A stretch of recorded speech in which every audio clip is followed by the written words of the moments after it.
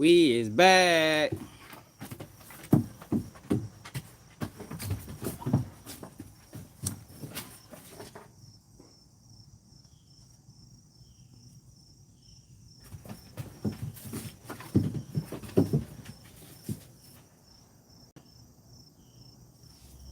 Man, that like button. There was so much to talk about. Just in a matter of hours. Yeah, you know I mean? I set this live up yesterday, so we gotta discuss what we gotta discuss, man. Got Cameron kick Adrian Brown out the show for fitting with the co-host. Or Dame Dash is funny as a motherfucker, man. Go sleep to Dame Dash, man. Straight up. That man called Charlamagne gay. He stood on it. MBG Gaming, what it is. Nah, I can't complain, man.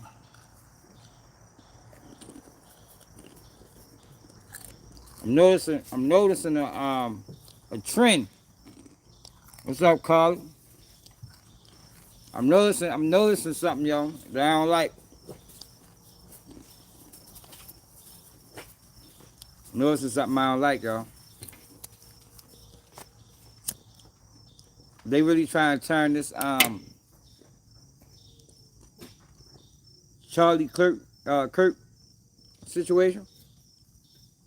They trying to turn this to a black on white thing.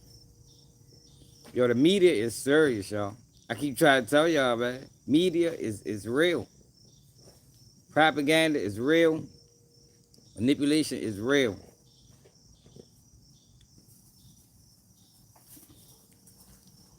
Yo, a lot of the times, yo, when you see people out here protesting, yo, you don't know who these people is, man. It ain't about us, but they trying to make it about us. I'm gonna show you what I'm talking about. But I just want y'all to understand, yo. When you see these people protesting, yo, it ain't always what you think. You know what I mean? These a lot of times, yo, these ain't just people that got together with one common goal. You know, these are organizations.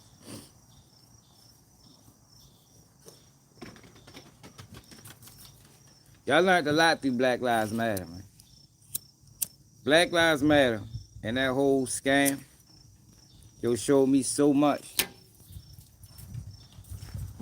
about how about this country and the things they willing to do to push certain lines, to push certain narratives, to push certain agendas. Yo, we've been live a couple of days, and we've been talking about this Charlie Kirk situation, right? And people have been sitting there calling us racist and all type of shit, right? And yo, I already said I don't think he deserved to die for what he said or what he believed. But for some reason, it seemed like I don't know if these are organic people or they organizations like I'm talking about. But it seemed like they're trying to. There's a group of people directing their anger towards black people, yo. And black people ain't got nothing to do with this shit. Just like black people ain't had nothing to do with Black Lives Matter.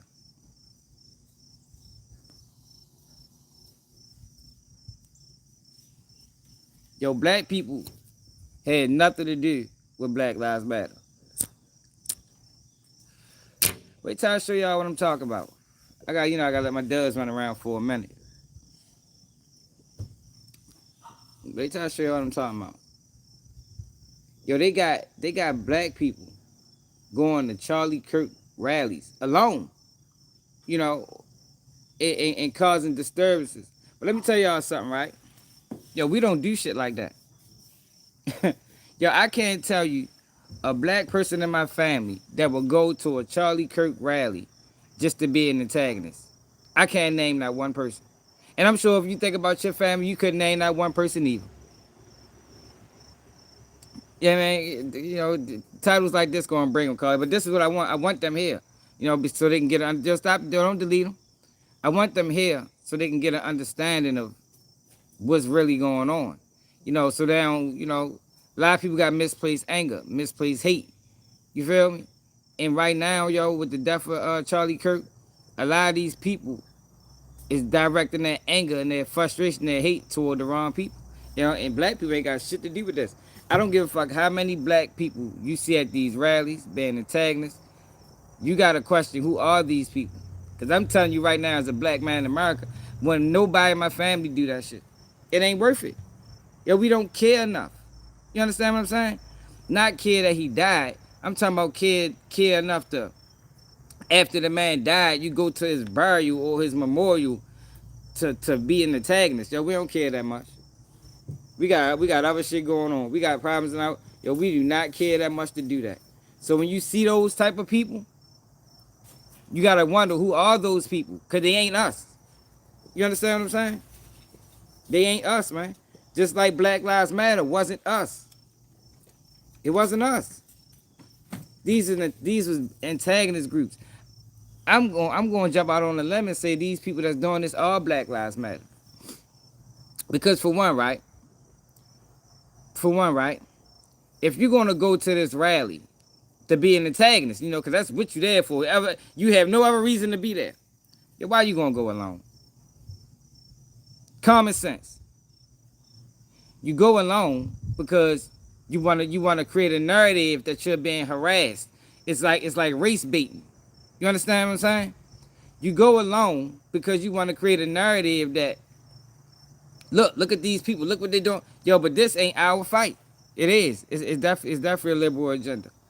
But that's what they always do. Like it's the same plays over and over and over and over and over. And I told y'all, for the people that follow my channel, I told y'all, yo, when Trump get in office, expect these protests, expect these rallies.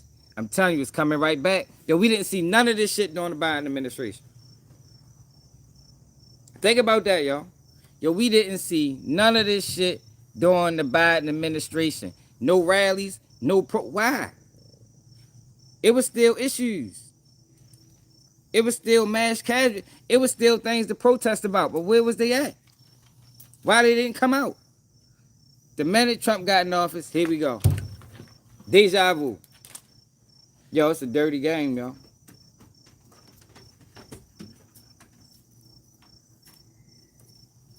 And I started to do this live last night. When I seen it.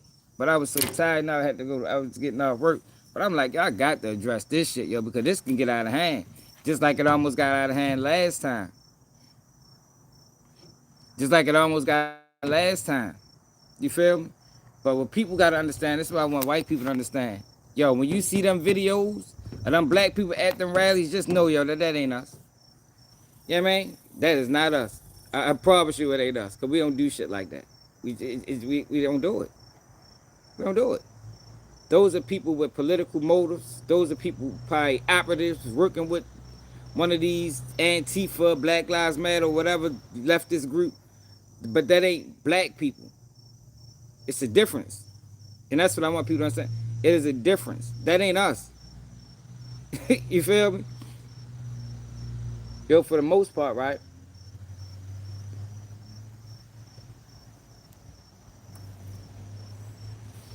We ain't going out and doing none of that. Yeah, man, because there's no real, nothing ever gets established. Nothing ever gets done. All it does is just create more division. And yeah, we ain't got time for that shit as black people in America, man. Yeah. Candace Owens playing a dangerous game, man. That's another thing I wanted to talk about. Candace Owens is playing a dangerous game. But, you know, whenever you're a speaker like that, you got to know what come along with it. You feel me? Like, yo, when you speaking your true opinions and you're not being coerced or you're not being controlled and you got a following, you become a threat to national security. She said they lying. And she said she going to expose all the lies.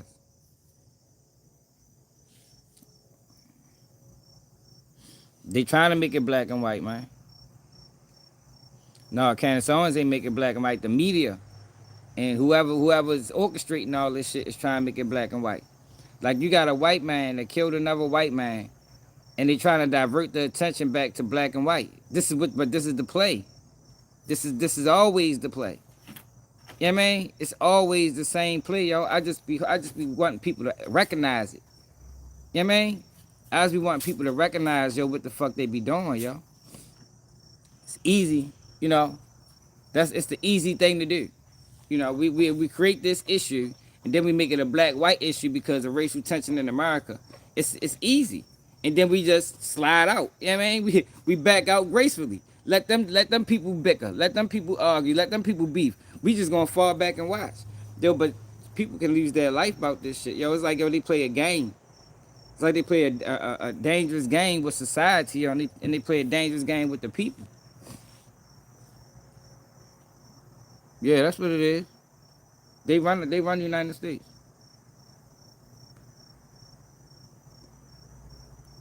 They run the United States.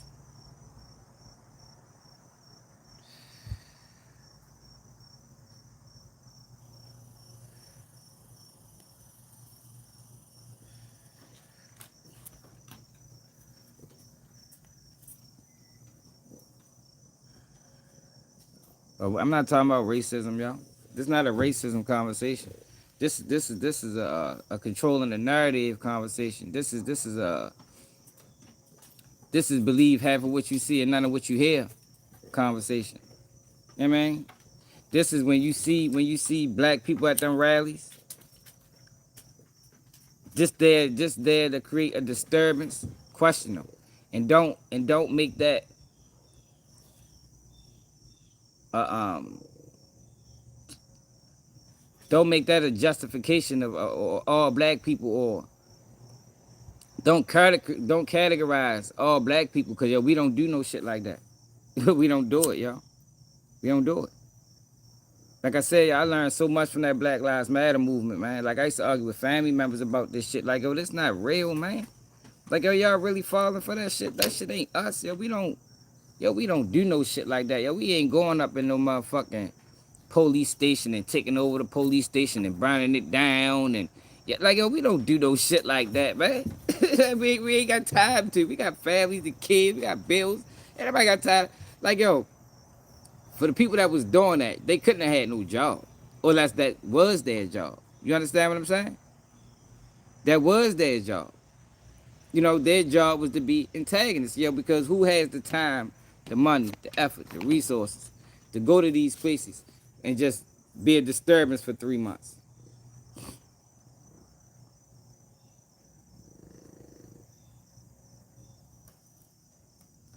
Who has time for that? It's about truth. Yeah, it's about truth and justice. And these motherfuckers, I'm tired of them being able to control the narrative, yo, and playing people against each other. Like I told y'all, yo, as long as people choosing sides, you allow another group of people to play the middle. You know what I mean? The middle is always where the money at. The middle, as long as I can, if I can play the middle, I can control both sides, and that's what they do. Now you got a radical. They call him a leftist. The boy grandmother don't think he did it. The boy grandmother said our whole family is Republicans. Like I don't understand. But you got a guy that they call a radical leftist kills another guy that's a radical right, I guess. I don't know what you call him. And now they trying to make the issue between black and white people. Like, yo, people can't see through that. Yo, people hatred or dislike of another race doesn't allow them to see through the bullshit. Because it's all bullshit. It's bullshit, man.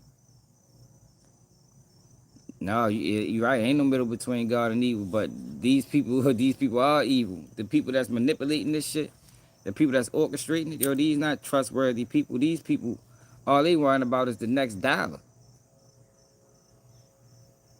All they worried about is the next dollar, man.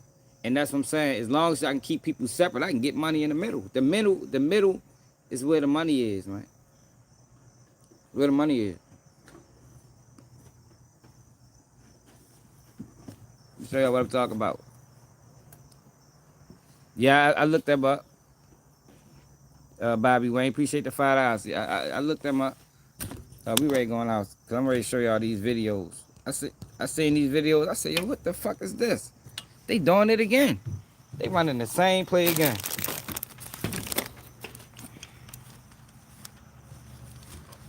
You got a group. You got a group of like, and I don't even know who these people is, man. You know what I mean? I don't even know. I don't even know who these people is on either end. I just don't like how they trying to run this narrative because it's a dangerous narrative. It always been dangerous. It's a dangerous narrative, y'all. That can get people killed. Meanwhile, these people sitting back watching, monetizing, and just enjoying the show. Yo, you got a beef right now. You got a beef right now between the left and the right. Yo, black people ain't got shit to do with neither one of them motherfuckers, man. It's a beef going on between the left and the right. But look what they trying to turn it into. Look at this. Yo, for the most part, yo, most decent human beings, black or white. Yo, I'm not going to nobody memorial to disrespect them, regardless of how I felt about the person. You understand what I'm saying? Yo, most people aren't on that. Y'all get what I'm saying? Yo, regardless of how you feel about the person, I could not like him. I could think he was pushing far. Yo, but I'm not getting up out my bed. You know what I mean? And going to, I'm ready to go down there. For what? Yo, whatever, if them people praise the man, let them praise that man. Yo, there's no benefit in going down there creating a disturbance. Yeah, like I said, I can't think of not one person in my family that would do that. I can't think of not one person in my family that has time to do that. You feel me? That should take time. I ain't got time to be going down that motherfucker doing all that dumb ass shit. Let me show y'all what I'm talking about.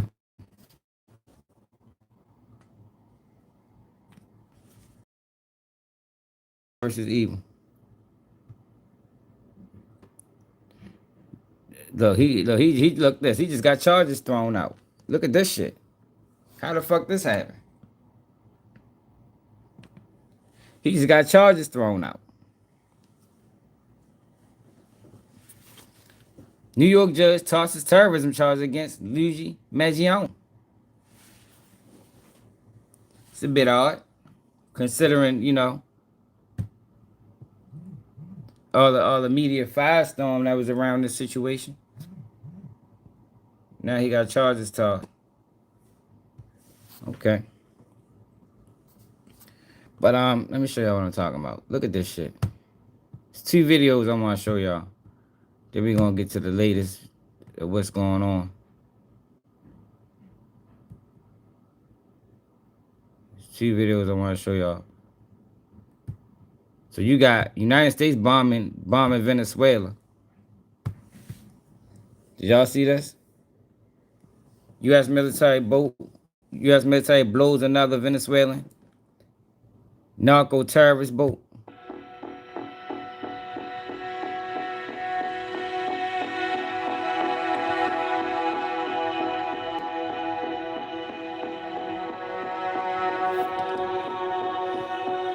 Now they saying they not even sure if they don't even know if this boat was a drug boat or not. They just bombed this bitch. Just look at what the fuck is going on in the world, man. Meanwhile, you got that going on in the ocean. Meanwhile, you got this shit going on. Hold on. Look at...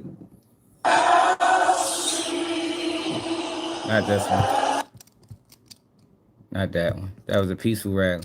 Most rallies should be peaceful.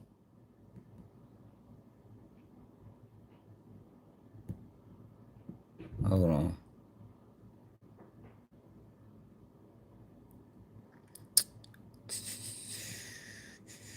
Yo, where the fuck is them videos at?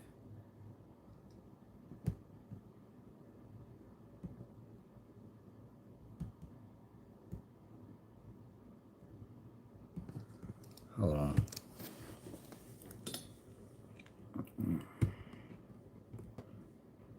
Look at this shit right here.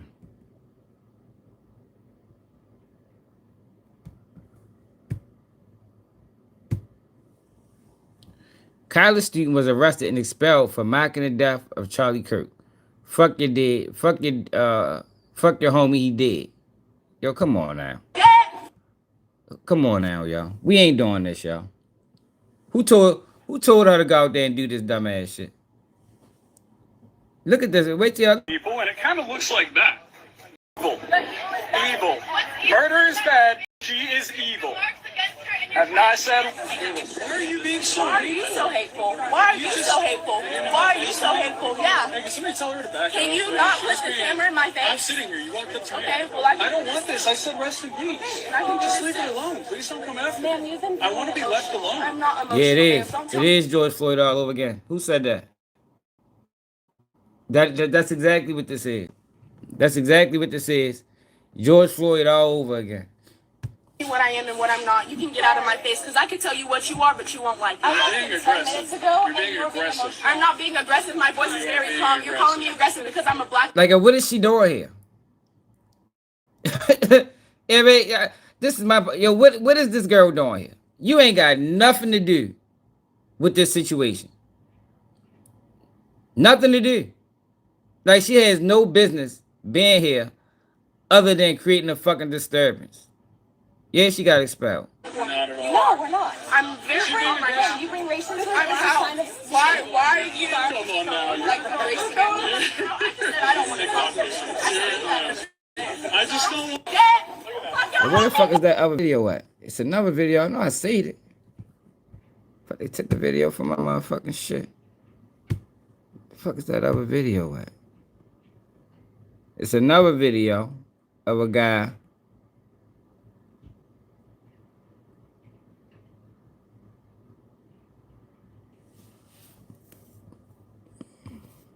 Here you go.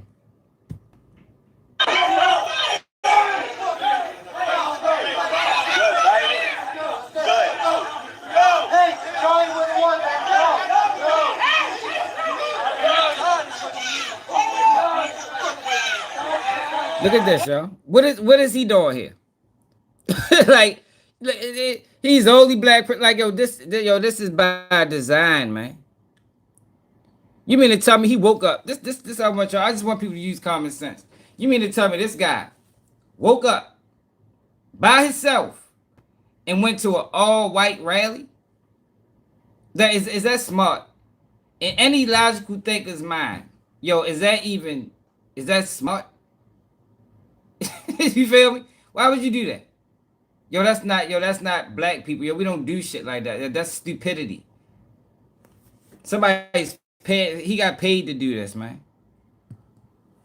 He's getting paid. Probably Black Lives Matter. He look like a Black Lives Matter representative. Look.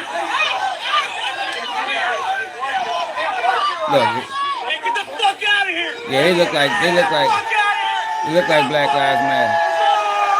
Get the fuck out of here! Fuck you, Chief! You deserve every fucking bit of it, you fucking piece of shit! Good! And you feel good about yourself, buddy? You feel? Oh, don't. Hey, don't cry now, buddy. Oh my God. Are you okay? See, this not about Charlie Kirk. You know, what happened to him was tragic. You know, I do think he pushed a lot of rhetoric. You know, I think a lot of things he spoke on, he wasn't, especially when it comes to black people, he wasn't really knowledgeable on. Yo, but I'm talking about what's going on now. They're trying to make this a black on white thing. And that's not what this is. This is a Democratic versus Republican issue. Are you okay? I'm fine now. He's fine. North Memphis He's is fine. up. Come on, George Floyd.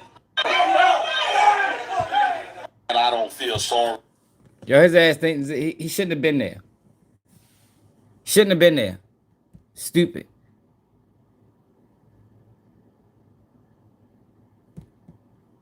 But this What do we do about our country? this is the real issue.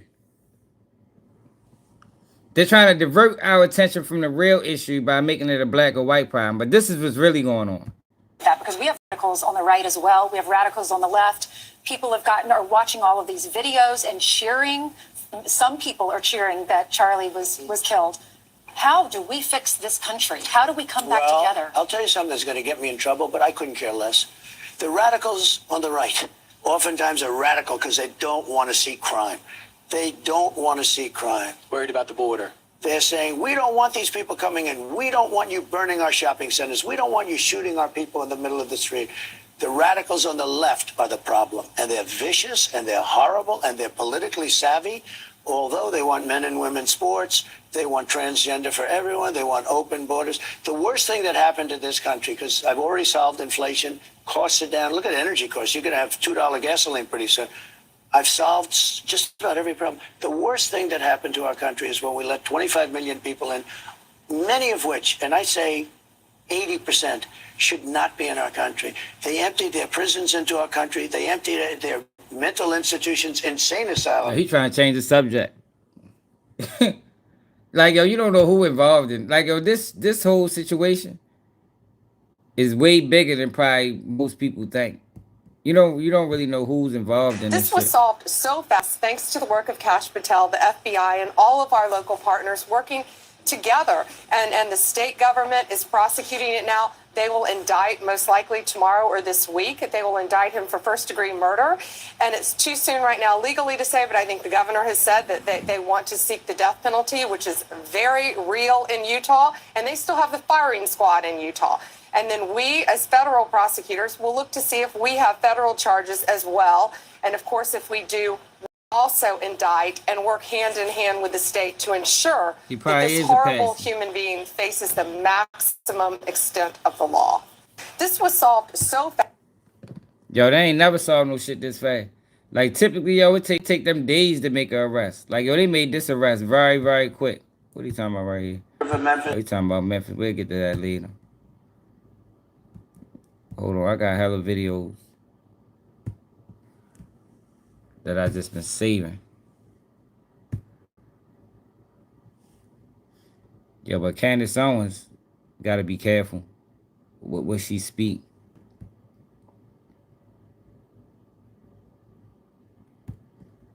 She gotta be very careful. And we covered this yesterday. They say he turned himself in, but he didn't confess. How you turn yourself in without a confession? Shit really don't make sense. Don't get a HELOC until you know about HEI. I don't know what's going on. HELOCs are loans. You borrow, I pay can't tell you interest, what's and make going on, monthly man. But payment. what I can tell you is HEI. this ain't no black on white beef. Like they trying to make it. You know, they trying to throw rocks and hide their hand.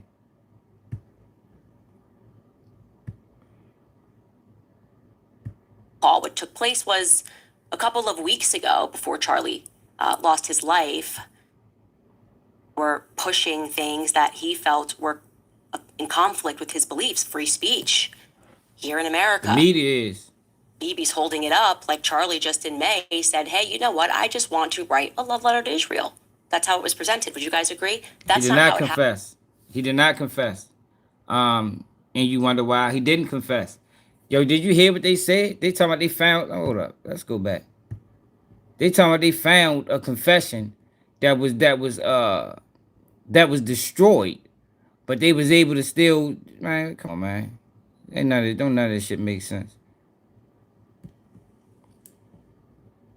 Listen to this. This is what they said. Written note, did he write a written note before the assassination attempt? That's what the governor said yesterday. And what did that say, if you could So what I'm able to say, I'm sorry. So what I'm able to say is, I addressed it partially earlier, is that the written note, we believe, what did exist, and we have evidence to show what was in that note, which is, and I'm going to summarize, basically saying, the suspect wrote a note saying, I have the opportunity to take out Charlie Kirk, and I'm going to take it. That note was written before the shooting. Evidence of its existence, we now have learned, existed before the shooting, was in the location, in the suspect and partner's home. But we have since learned that the note, even though it has been destroyed, we have found forensic evidence of the note, and we have confirmed what that note says because of our aggressive. Yo, how did they do that? How did you confirm a destroyed note? Let's do it again, yo, just in case, make sure y'all heard it right. Listen to this shit. This shit makes absolutely no sense. Interview posture at the FBI. Hold up. So the written note, did he write a written note before, Hey, before the JD, that's what it assassination is. attempt? That's what the governor said yesterday. And what did that say, if you could So share what I'm that? able to say, What's up, cuz? I'm sorry. So what I'm able to say is I addressed it partially earlier, is that the written note, we believe what did exist, and we have evidence to show what was in that note, which is, and I'm going to summarize, basically saying, the suspect wrote a note saying, I have the opportunity to take out Charlie Kirk. I'm going to take it. That note was written before the shooting. Evidence of its existence, we now have learned, existed before the shooting, was in the location, in the suspect and partner's home. But we have since learned that the note, even though it has been destroyed, we have found forensic evidence of the note, and we have confirmed what that note says because of our aggressive interview. What you mean? Yo, how do you find forensic evidence on a destroyed note? Like, that doesn't make sense. He knows it doesn't make sense. You feel me? That's why he's struggling to even deliver it. How do you find forensic evidence of a destroyed note? And it wasn't just destroyed. Now y'all know the context of the note. Come on, man. That makes zero sense, man. That doesn't make sense, y'all. Posture at the FBI. So the written note, did he write a written note before the assassination attempt? That's what the governor said yesterday. And what did that say, if you could So share what I'm that? able to say, I'm sorry. So what I'm able to say is I addressed it partially earlier, is that the written note, we believe what did exist. Oh my God! And yo, we have evidence to show what I was ain't gonna in lie. that note. That is a stretch to say they was able to read the imprint, so he was writing on that notepad hard as a motherfucker. He was writing on that notepad hard as a bitch. And Trump don't even want to talk about this shit no more.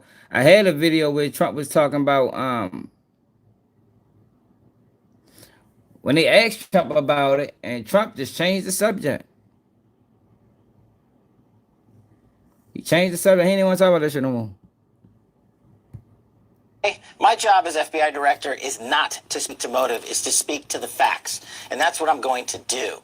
His family has collectively told investigators that he subscribed to left-wing ideology, and even more so in these last couple of years. And he had a text message exchange. The suspect. Yo, but his grandmother denied that. So what family? His grandmother said, yo, we all Republicans over here. We don't even have no Democrats in our family. With another individual, in which he claimed that he had an opportunity to take out Charlie Kirk, and he was going to do it because of his hatred for what Charlie stood for. Those are factually accurate investigatory findings by the FBI that we've handed over to the local authorities and the federal authorities to make their prosecutorial decisions. But I believe in this instance of such public importance, the public has a right to know. And I've told you I'm committed to transparency, and that's what I'm doing here today. Why didn't that person that he was talking to, why didn't that person say something? Our investigation is ongoing. That's a great question, and we don't have an answer on that just yet. My job as FBI director is. If I had it, man, I would say all people fall back emotionally from politics.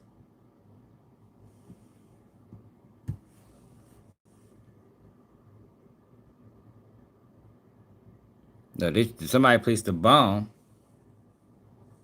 under Fox affiliate car in Utah. Everybody need to fall back from politics, man. Charlie Kirk was shot at 12:23 local time on September 10th. By 12:39 p.m. local time, FBI assets were on scene securing the scene. We then launched at 10 a.m. the next day the first images of the suspect. Myself and the deputy arrived at 5 p.m. local time on September 11th.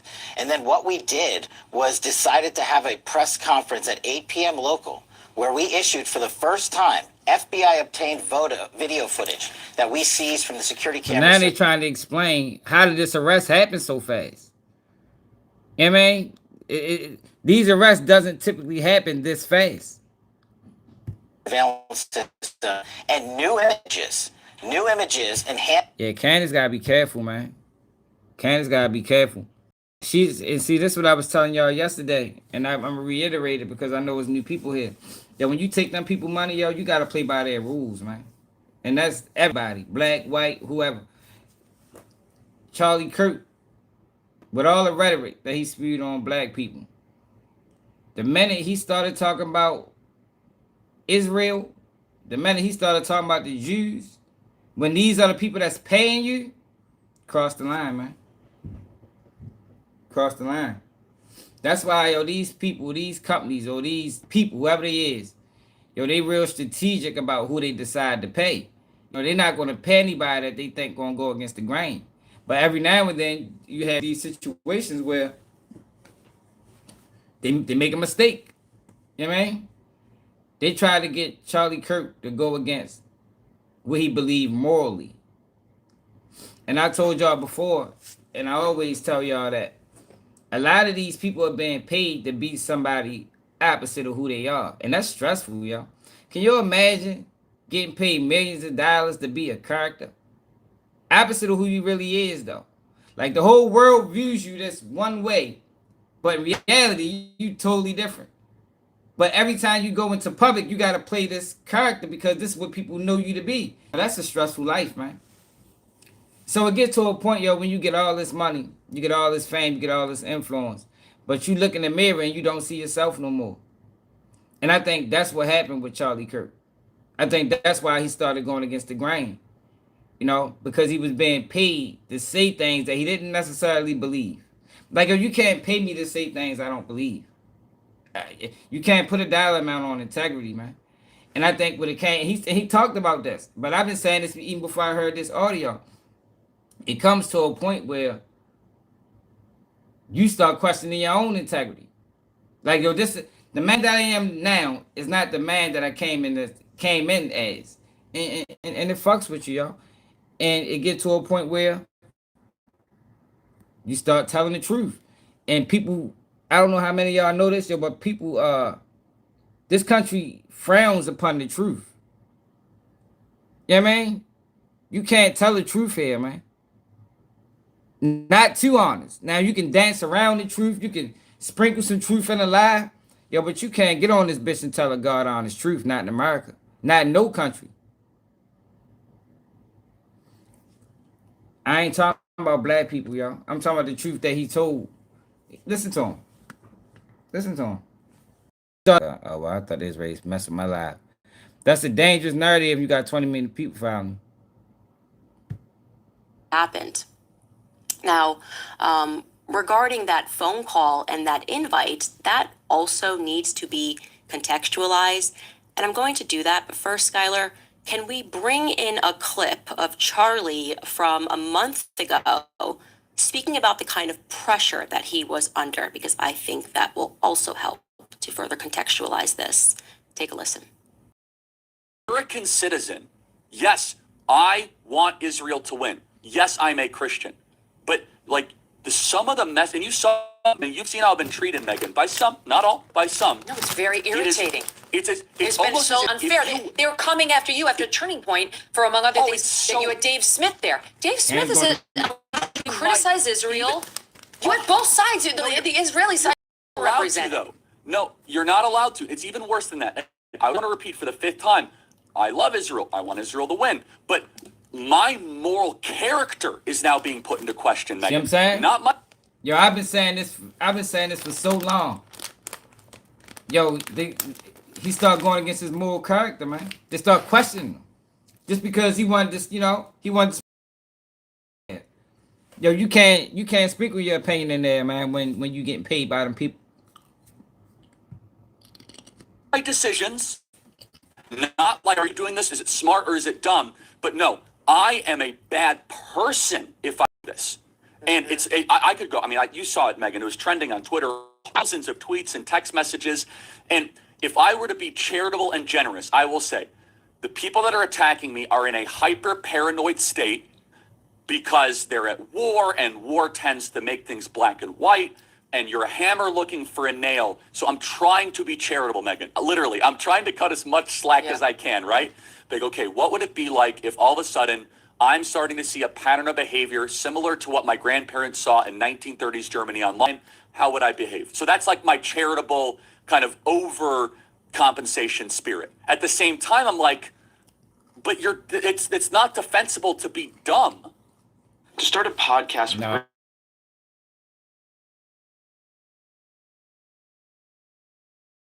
That's all I've been trying. You can't be on man. You can't. It's against the rules. No, it's not defensible to be dumb, and he was under an increasing amount of pressure. Not just people telling him, "Oh, well, you know, I'm upset with who you're inviting," but flat out telling him that he was not allowed to invite certain people to his events. They were threatening to pull out money.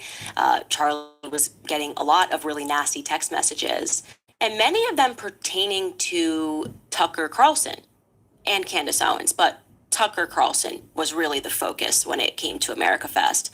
How could Charlie allow these debates about Israel to take place? How could he allow Dave Smith, who, by the way, is Jewish, how could how could Charlie allow this other position to meet the stage? Obviously, when people start to hear the debates, what Dave Smith is saying sounds so rational, but it was up to Charlie to not allow those things to happen.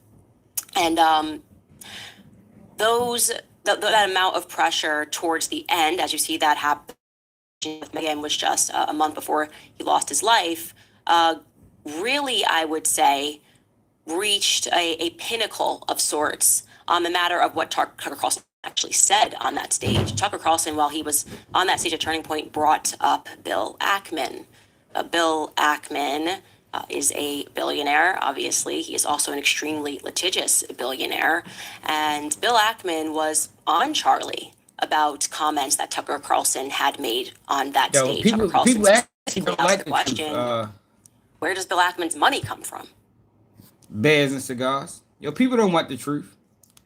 I learned that shit just by being. People don't want the truth, yo. People want to believe. People want you to reinforce their beliefs. You know what I mean? That's what people really want. Just reinforce what I already believe. They don't really want the truth. Yo, the truth is hard. It's hard for some people to accept. You know, who is this guy? Actually, who is this guy that has this much influence? And like I said, Bill Ackman was not happy about this. And so I would like to contextualize Bibi. Again, these are things brought up publicly, which he didn't have to. He didn't have to bring up the letter. He didn't have to bring up the phone call, but he chose to do this less than 24 hours after Charlie Kirk was shot. Personally, Bibi, I would have appreciated if you guys used all of your spyware, you'd spying on us for years, to maybe track down the killer. But I guess this is where you thought it was best to do a little propaganda for Israel would be better than us helping us track down the killer. But anyway, so Bibi Netanyahu and that all this was, yo, and I hate to minimize it to that, but all this was an example to the next one. Be careful. That's all this was, man. They ain't set the example in a while. This is the example. Watch you shut your motherfucking mouth. phone call. What took place was a couple of weeks ago before Charlie lost his life. Charlie in the Hamptons, and he had more than one event, but he had essentially what was staged an intervention. Yo, all of these people are controlled, man. That's what I've been trying to tell people. I see a lot of y'all new, but over here on this channel, I've been saying this shit for the longest time. Yo, you can't say, yo, they're not gonna let you get as big if they can't control you.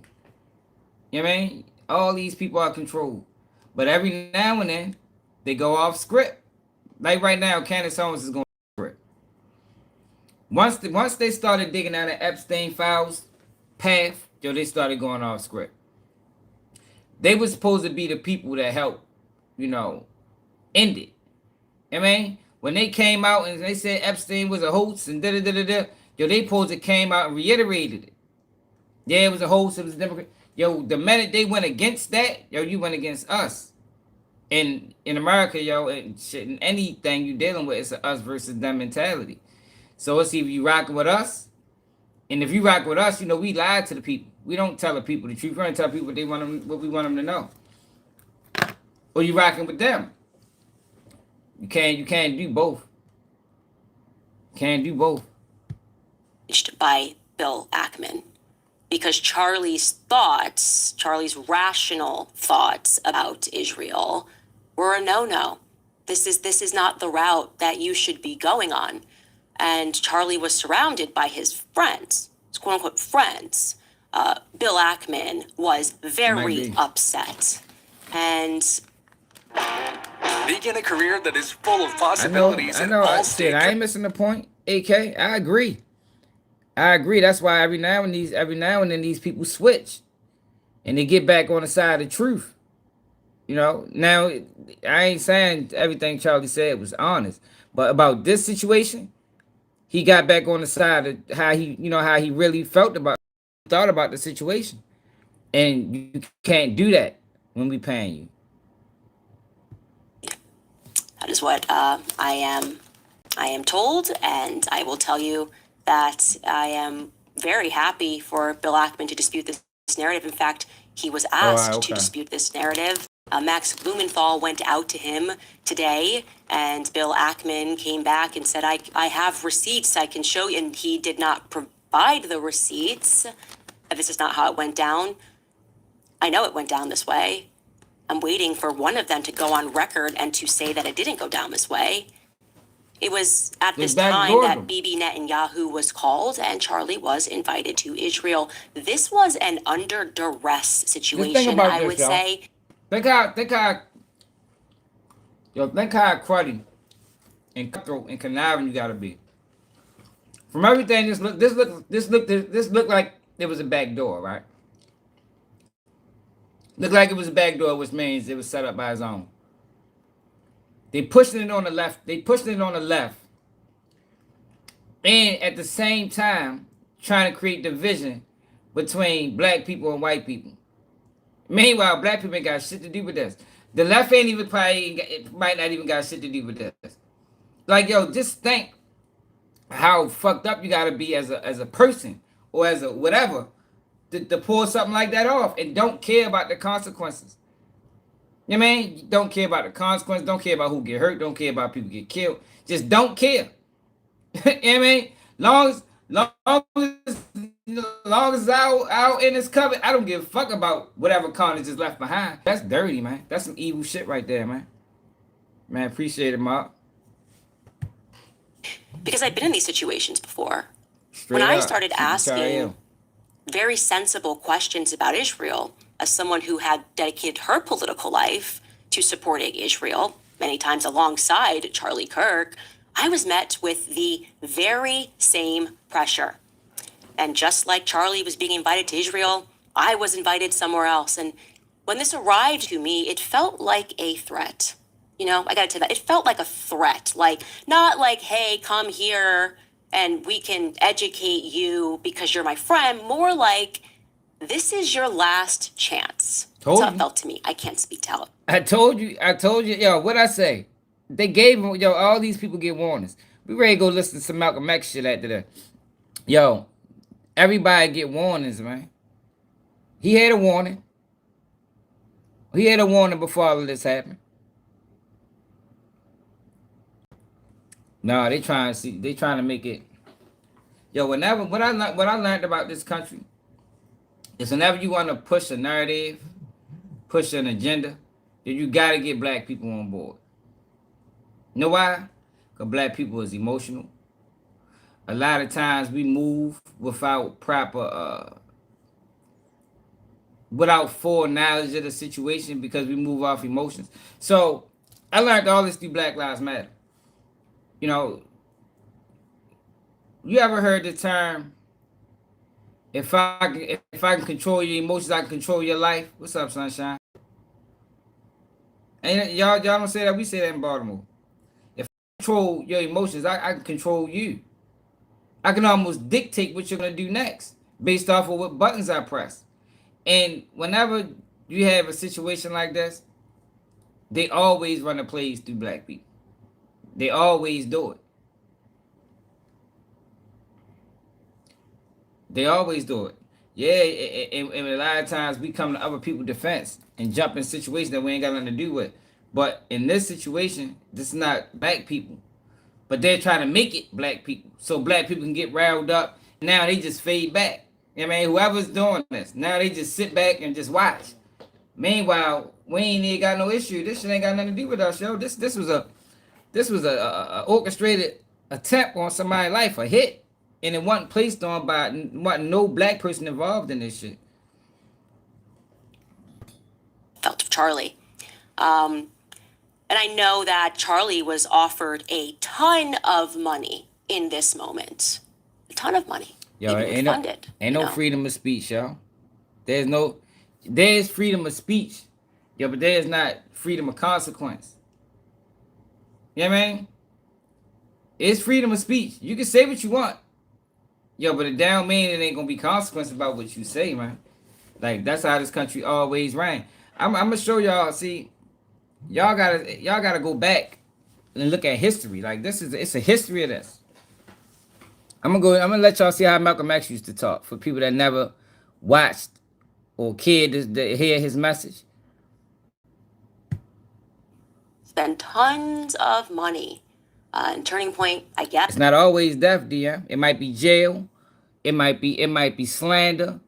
You know, it ain't always death. They might tell the world you crazy. Death is not always like this is the most extreme case.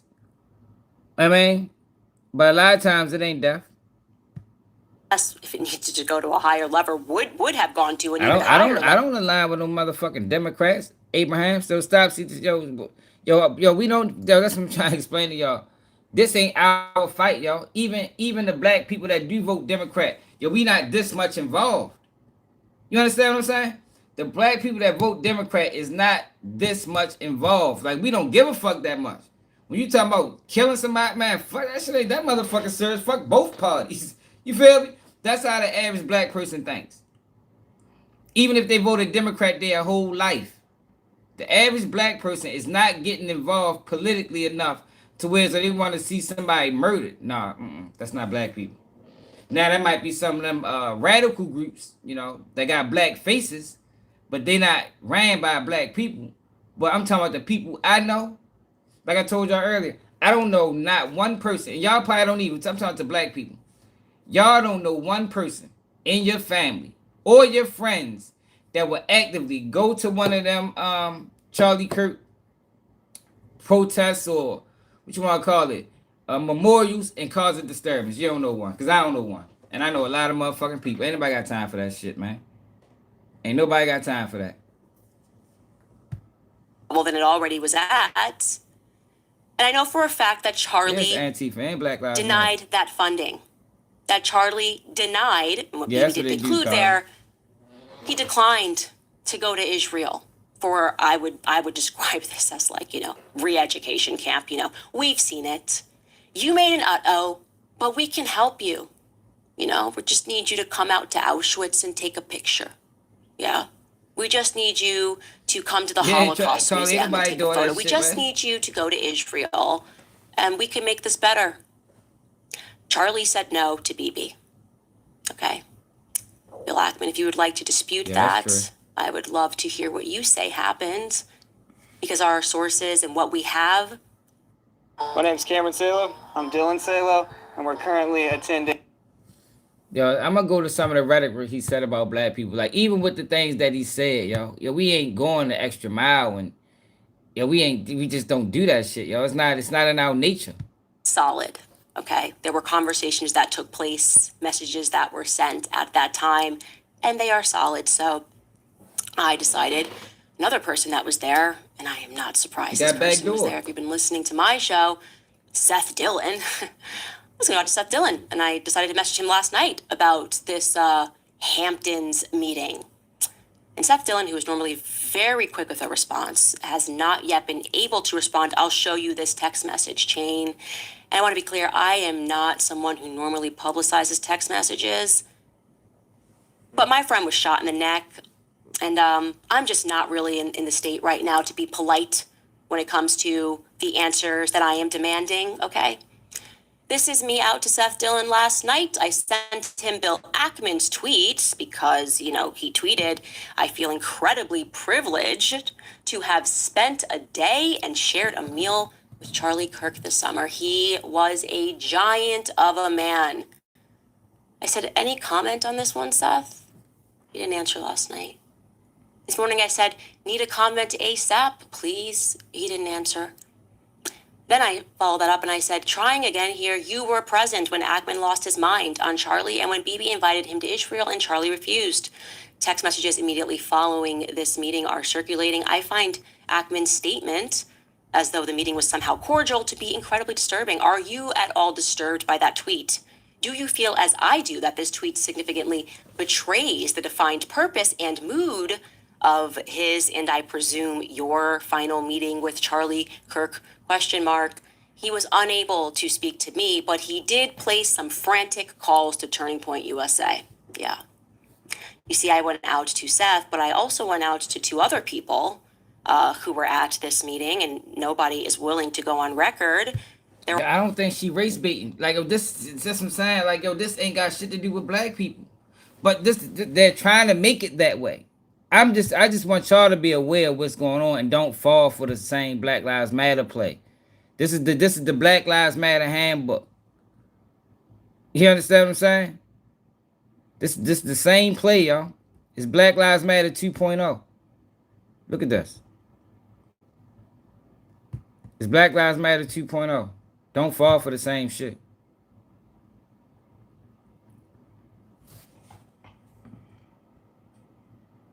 We're Phoenix Center. People not able to see it. It's so obvious to me. Happened to him was horrible. Look at this. What? Look at this. Too high Son Campbell, man. But look at this. Fight back, white men. A little bit of love is a long, long way. Shall we begin? Yeah, hell yeah, Conrad. That's what I was just talking about. That's what I was just talking about. Our government need this. That's how they get their money. By playing the middle and creating division. And when you start speaking out against it, you become a threat. White man, fight back! White man, fight back! I'm trying to understand that. White Exactly. Listen to this. men fight back against what? Black people didn't have anything to do with this. White men fight back. First of all, what happened to him was horrible, but what does white men fight back mean? Hey, Michael. Yeah, you don't want to turn this conversation into what's going on, because I can show you, how black people got here. I mean, it's all documented. All you gotta do is look up the research. But I stand with Godfrey on this. What does that mean, y'all? Who are these people? Like, are these really people that just got together for one common goal, or are they an organization? Yeah, because who they fighting back against who? Who are these people talking about? Fighting back against who? Because we ain't did shit. We ain't got nothing to do with this shit. I think it was a white man that did this whole thing. So what are you saying white men fight back? Time to blame black people for what? This shit happened in Utah. There were no black people around. I've been to Utah. Not a lot of black people there, so I don't know where they're getting this chant from. White men fight back. What are you fighting back against yourself? All of a sudden, black people are being blamed for what? Now HBCUs have to close their campuses because of threats. Of what? Threats of what? Why are you fucking with black? Yo, how did this turn into a black-white issue? How did the death of Charlie Kirk turn into a black-white issue? How did it happen? And why are people allowing this to happen? Because what's going on, y'all, is why you're allowing this to happen. What's really going on, what really caused this death is going to fly right under the radar. It's going to fly right under. People. What did black people have anything to do with this Utah? All of a sudden, you conjure up black people. It's always black people are in danger. HBCU campuses are closing because they didn't do a motherfucking thing. That makes no sense to me. We're in danger now because we didn't do nothing. We're always in danger. Yo, this story might not even be real, y'all. 3 HBCUs, Alabama State, Hampton, and Virginia State University, have received campus threats. Yo, that shit might not even be real. That's what I be wanting people to understand, yo. It's a because they run the media, manipulated, media is controlled. Y'all seen that video I did on hip hop and prison industry? How they just control the media, how they can run one person through every channel, and you look at this person like, damn, this person's getting a lot of exposure. Meanwhile, they only backed by one company. One company that got this motherfucker a movie, a shoe deal, a TV show, an interview, like you feel me, a #1 record, and it's all being done by one company. Whole time you thinking like, damn, this the person to go to, and it's not. They can create news, they can create narratives, and they just run it through their channels. So you might see this channel posted. You might see ABC News posted. Next thing you know, you might see Fox News posted. Next thing you know, you might see NSNBC. But meanwhile, they all ran by the same motherfucking people. They all ran, but that's how this shit work, man. Media is controlled. It's manipulated. It's always black people. Black people this, black people that. We're minding our business. And they're actually black. They're like, this is horrible, this is sad. They feel bad for the family that he has 2 kids and a wife. And they had to see that. But all of a sudden, white men fight back. Imagine being able to build an app with your name on it just by thinking about it. Meet.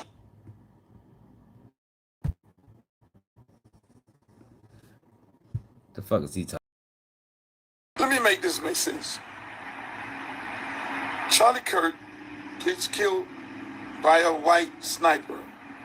I don't care about We y'all. understand the far-right brain slop that went into the assassination of Charlie Kirk. We're going to have to understand Groypers. And I apologize in advance. This is going to get very stupid very fast. So most people think that the MAGA movement is the far right of the Republican Party, but in fact they are quite wrong. The far right of the Republican Party is a group known as the Groypers, which is a far-right white nationalist coalition that is effectively a personality cult around a young man named Nick Fuentes. Nick's ideology is a mixture of fascism in the vein of Mussolini or Dollfuss, Catholic integralism, or clerical fascism. These are very, very intense and fringe ideological positions. Nick also toys with neo-Nazism and has even quoted himself saying, I am...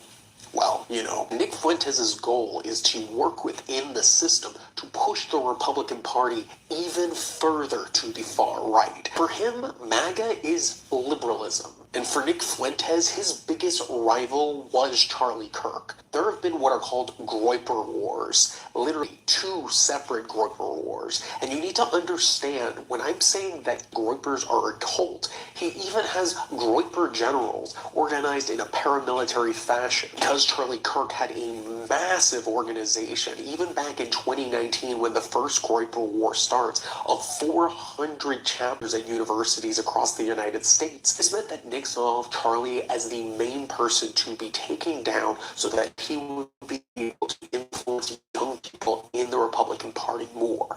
And more importantly, he also understood he could use Charlie's events to push his own positions and also carve off people into his own movement. This included a tactic known as question and answer trolling, where he'd have his Groypers go up and line up one after another and ask increasingly extreme questions to Charlie Kirk to make him seem like a moderate in their eyes. And keep in mind, Charlie Kirk has some incredibly extreme views of his own, but you have to understand there are many different tendencies within the far right. And I need to stress that Nick's views are incredibly misogynistic and also incredibly anti-Semitic. This is one of the main reasons he was against Charlie Kirk, which is because Charlie Kirk was not anti-Israel. And Nick Fuentes' anti-Israel advocacy is something that he was able to carve into getting a lot more of a mainstream audience after October 7th. Because Nick Fuentes is smart enough to know that if he puts out a certain... He got a whole bunch of extreme views.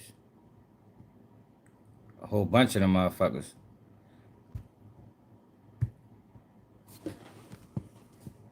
Let's go to Charlie Kirk.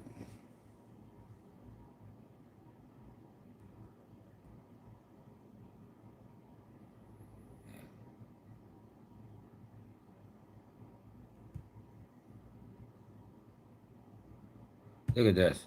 Call me a white supremacist. What evidence do you have that I'm a racist? I was just literally watching a video of you talking about whiteness as a whole, talking about whiteness as a concept, okay? And you were trying to explain how white privilege doesn't exist. Correct, it doesn't. You are a white man. How do you know? What can a white person do that a black person can't do? Black applicants to jobs are 50% less likely to get jobs if they have a black-sounding name. That's not even close to being true. That's not even close to being true. That is a literal... In fact, it's the opposite. I'm not going to argue your lived experience. I'm not going to know. See, now you have to listen to him under your rules because a black person is going to say you're wrong. I am. He can say I'm wrong. I know. Come on up to the mic. I know. I read your... My name's Kimon. They found a coon. We ain't gotta listen to him.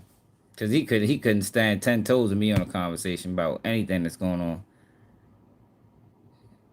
in the black community. People on the left are much likelier to defend and celebrate political violence. This is not a both sides problem. If both sides have a problem, one side has a much bigger and more malignant problem, and that is the truth we must be told. And while our side of the aisle certainly has its crazies, it is a statistical fact that most of the lunatics in American politics today are proud members of the far. Who you think, man? You crazy? You think that when it comes to black issues, y'all? Left. People on the left are much... Yo, can't no white America tell me what's the issues in the black community? Not one. I don't know what the fuck made you think that.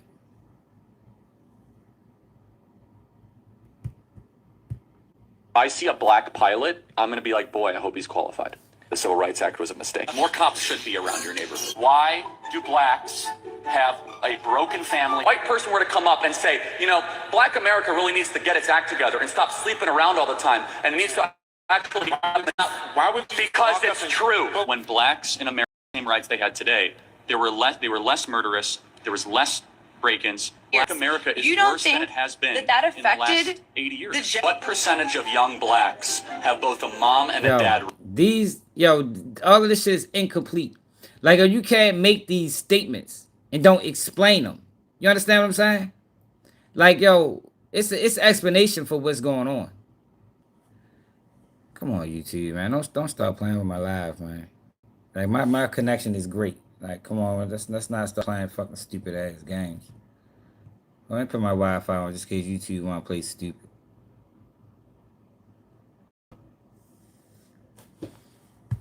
Raising them. Of course we pander to blacks. They're in every TV commercial and they're saying, I'm only here because of affirmative action. Yeah, we know.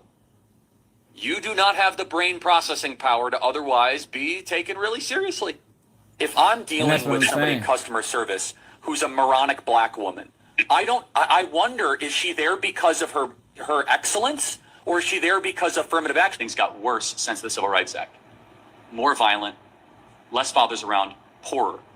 Why are we making racist jokes? Look at it's a comedian that was put up on stage. It probably what do you is why. expect? But I mean, man, can you take a joke? You should be kissing the ground with gratitude because you're right. You are not in Africa, and you should be thankful you're not in Africa. A certain skin color now gets their own summertime celebration. It's now become a racial complaining day. BLM, and remember what BLM stands for: burn, loot, and murder. America is poorer today than before we tried to start to help blacks. Yo, but I told y'all, black people didn't support Black Lives Matter. Black people didn't support Black Lives Matter, man. And I just want people to understand that. So when you see them videos of black people going to these rallies or these memorials and causing a disturbance, just know that ain't us, man. Women married the government and divorced the men that they were once with. Happy Juneteenth. It should not be a federal holiday. Half of all prisoners are black. No, we didn't, y'all. Blacks commit more crime. They commit more murders. They commit more arsons. They commit more kidnappings. It's not a profiling when it comes to that. Blacks are far more likely to commit crimes than any other group. See a black pilot, you wonder, boy, is that person there because they earned it or because they were placed there? When blacks in America did not have the same rights they had today. So let me show y'all something. Let's go back. Let's go back to the 60s. I got a compliment. We were probably gonna be live for 4 hours, man. I want to show y'all something. Let's go back. Let's go back. Let's go back.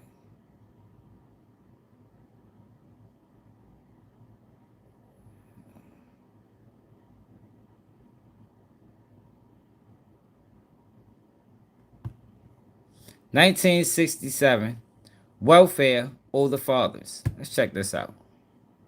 Let's figure out what happened, man. Now everybody like talking. No check. So I called down there. Let's go back. We ain't watching this. You look on TV and you see that poor little kid. I'm gonna save my dough. The welfare revolt. Who's alive when this happened? I ain't gonna come back no more. Welfare mothers and the children too feel that they are on a dead-end street. That the way things are, there's not enough money and no way to hold up your head. And so they've begun what amounts to a welfare revolt. You look on TV and you see that poor little kid from another nation. Oh, he looks so pitiful. I feel so sorry for him. But I can't overlook the fact that we have poor little kids in this nation. Mrs. Ella Horn is a leader of the welfare rights movement. Their principle and their overwhelming complaint is that there simply is not enough money to raise a family, and then that it's given in a self-defeating and self-perpetuating way, that it degrades the people who receive it. Well, listen, y'all, white welfare is a white woman's program, y'all. I want everybody white to understand that. Welfare is a white woman's program. Is that understood universally? You know, it's everybody like going to stats. Statistics back that up. Do people understand that? I have children. I look at my kids. Thank you, Monique. And I think, am I going to really prove to them where it starts at? You know, they're always screaming about delinquents. American Welfare Department makes delinquents. Listen to him. There is an evil system around. Listen to this. Martin Luther King believes that welfare is part of that system, damaging to black and white alike. Will not get right until this evil. No, 1967, crime wasn't out of control in the black community. Crime got out of control in the black community when he was murdered, when Malcolm X was murdered, when the Black Panthers was destroyed, when welfare took over. They fought against welfare. They fought against welfare, y'all. They had to remove these people. These people had to go in order to, to do what they was trying to do. Evil system is removed because as I have listened and as I've looked and as I've lived in the ghetto, I've seen what this evil system has done to my brothers and my sisters. I've seen how it has left little children with clouds of inferiority formed in their little mental sky. I've seen how this evil system has transformed nice, decent young women into prostitutes. I've seen how this system has transformed nice, decent young men into dope addicts. Yeah, that's what they do, Trent. That's what they do. They give half truths. Like, some of these things, and this what made Charlie Kirk dangerous, with his rhetoric. Because, you can't just say those things without explaining it. But it's money in that, you know. It's money. It's a lot of money, and and pushing stereotypes. It's people that pay for that. It's people that finance that. Charlie Kirk put stereotypes on black people. You know what I mean? And like I told y'all earlier, people don't want the truth. People just want you to reinforce their beliefs. That's all people want. It's like being told it ain't no Santa Claus when you 30. For 30 years, you didn't believe Santa Claus is real. Yo, can't nobody come and tell you at 30 that your Santa Claus not real. Ain't nobody trying to hear that shit. You might as well just tell me this lie till I tell to the end of my days. You understand what I'm saying? Like, people don't want truth. Because if y'all did, I'm ready to show y'all the truth. Stick around. If I was on this bitch lying and making shit up, motherfuckers will love it. The minute you start telling the truth, you become a problem in this country. Ugliness of their daily life. Look.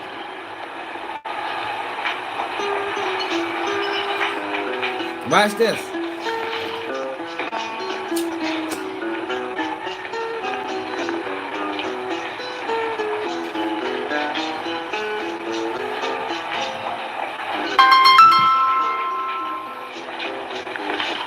Why the fuck is my shit? Maria Ortiz and her children. Hold on, y'all. Hilda. Let me tighten this motherfucker up, cause this shit loose.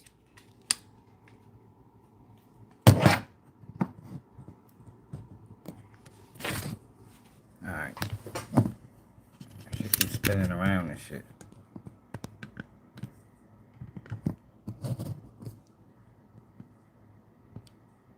Alright. Juanita, Antonio, Pedro in their New York apartment. Hey, I don't think a Candace 77721. I ain't complained about nothing yet. What I complained about? See, that's what I'm saying. Why people don't want to know the truth? People rather live a lie, man. Yo, it took me years to realize that. Yo, I didn't realize that until I got on the internet. I thought people respected the truth, you know, but people don't respect the truth. People rather live a lie. You know, it's comfortable. You know, because when you gotta deal with the truth, yo, the truth can be harsh. You know, the truth can change your reality. The truth can change how you view things or people. And that's uncomfortable. When I was taught this way, if I was taught my whole life 1 + 1 = 2, you know what I mean? And nowadays I'm 45 years old, and you tell me, no, that shit ain't never equal 2. That should always equal 3. Like, what the fuck? Now, who the fuck told me this? I'd rather just believe it equal 2, man. You know what I mean? Yo, there's no truth. It was no truth, yo, when Charlie Kirk was speaking about black people. That wasn't truthful.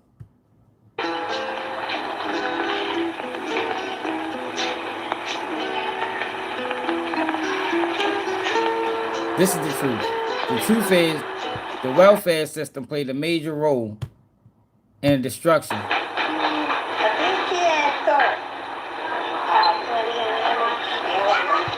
The northern ghettos, knowing neither husband nor father. Listen to this. Listen to Mrs. this. King has become involved in the welfare rights movement because she feels she doesn't get enough money to raise her family. She gets less than 80 cents a day for each of her children. The Ohio legislature approves only 3/4 of the amount that the state welfare department felt was a minimum necessity. What the fuck did I say about, yo, what, like, come on now. Yo, what, I ain't say anything that was hateful. Jessica, like you talking to somebody else. Like, I don't think I said anything that was hateful. I don't have hate, you know. I don't know about y'all, yo, but we don't raise our kids on hate. Like, that's not taught. Oh, that's not, you said, that's not taught in the black community. Yeah, we're not taught to hate people. You feel me? Maybe y'all didn't know that, you know, but we don't teach our kids hate. I wasn't taught hate. I don't teach my kids hate. I don't know a black family that teach their kids hate. That doesn't happen, man. Doesn't happen. In 1959, the rise of ADC recipients in the last 6 years has We been don't learn particularly hate. Yo, environment shapes perception. You understand? Yo, I don't think black people don't hate white people. Like that's that Democratic Republican shit. Yo, we don't hate white people, man. Right? Now, there's ignorant black people that don't understand what's going on. And they might have a hatred toward white people, yeah, but white people is not the cause of what's going on in the black community. It's the white government. It's the government that just so happens to be white. You understand what I'm saying? But it's not white people. It ain't y'all in the comments. You understand? Y'all in the comments play no factor in what's going on in the black community. But what make a lot of y'all the problem is y'all willingness to accept the reality of what happened. That's the problem. That's what creates the problem. That there's too many white people in this country that just rather live in a bubble. They don't want to deal with the reality of America did some fucked up things to the black community. Intentionally. You understand what I'm saying? America did some fucked up things to the black community intentionally. And the effects of it is still going on today. You can't oppress a community for 40 years. You can't put your neck on a motherfucker for 40 years. Just put your foot on their neck and hold it there. And then release your foot and think he's just going to be breathing normal again. No, it's going to take some time, man. You might get his breathing back, but it's going to take time, for everything to get back normal. And that's what America has done to black people. Meanwhile, while they got their foot on their neck, while they got their foot on our neck, they running a propaganda machine. You feel me? They running a main propaganda machine that's telling the whole world, anybody that'll listen, that these are the issues.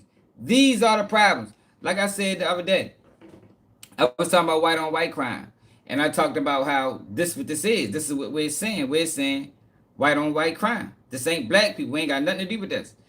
But if a narrative was created, if Joe Biden was to do another 94 crime bill directed at white people this time, not black people, y'all would be disgusted. Because is white on white crime really a thing? Is white radicalism really a thing? Yeah. But it's not. It's a small percentage. Just like black kids committing crimes, that is a small percentage. So if I made the small percentage of white kids that's being radicalized the face of white people, you wouldn't like it. You wouldn't like it. Because that's not a representation of you. That's not a representation of your family. That's not a representation of your household. But this is what America did to black people. They made the small percent of black people that's committing crimes, killings, murders, robberies, all this other type of shit. It made them the face of black people. But meanwhile, when I look around my family, everybody go to work. When I look around my family, it's only a few of us that's actually in the streets. A very few. I'm talking about we go through the whole family tree. We can have a family reunion. 300 people. It might be 10 of them, 15 of them that's in the streets.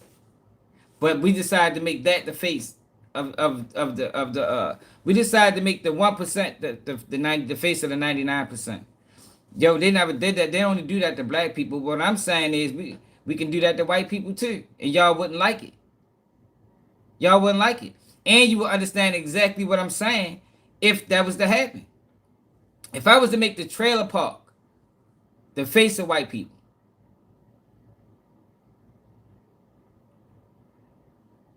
well, I say racist.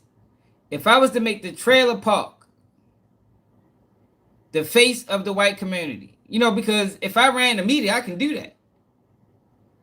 If I ran the media I would be able to do that successfully. It'll be done successfully. It'll be nothing you can do to stop it. Yeah. So King Brown, you know what goes on in the trailer park. You know there's a drug addiction problem in the trailer park. Right? What if I made that the whole what if I made that the face of the white community? You wouldn't like that, you know, because maybe you live in the trailer park, but your family might not be on drugs. But I don't give a fuck. This is the narrative that I want ran. I'm going to make the whole world think that, white people is out of control. They're using drugs, alcoholism. You know, you got an incest problem. You understand what I'm saying? You got drug addiction is high. Hell no, blacks don't live in no trailer parks. Nah, not for real. Not for real. And see, most white people that's being honest understand what I'm saying. Now you got some people that's gonna push back just because they want to push back and they don't want to accept reality. But it's white people to understand exactly what I'm saying. And what I'm saying makes sense. It makes sense. Now you can deny it, because you want to live in denial. Dramatic among Negro families in the northern ghettos. Listen to this.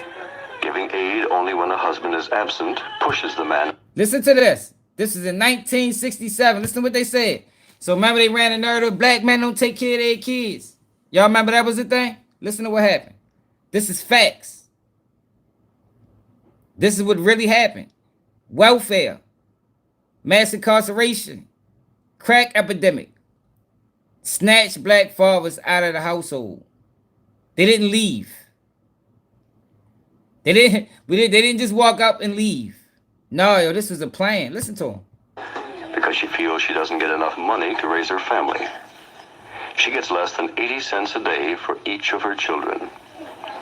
The Ohio legislature approves only 3/4 of the amount that the state welfare department felt was a minimum necessity in 1959. 2025 black men is present. My black kids is in school right now. I'm going to pick them up at 2:30. You feel me? In reality, right now, this is not even the truth no more. I'm just showing y'all how it happened for people that's confused. 2025 black men are way more present in their kids' life than they ever before. But I just want y'all to understand it ain't because they left. I only got 2 kids by one woman. You see what I'm saying? You see the stereotypes? This is what I'm trying to explain to you. All these stereotypes that y'all is spewing back at me. What if we decide to spew back at y'all? Think about that. Because it's some evils that goes on in the white community, man, that can be exploited. You know, I know, we all know. Domestic violence. What if we create a narrative that white men put their hands on women? What if we did that? What if we made the face of domestic violence white men?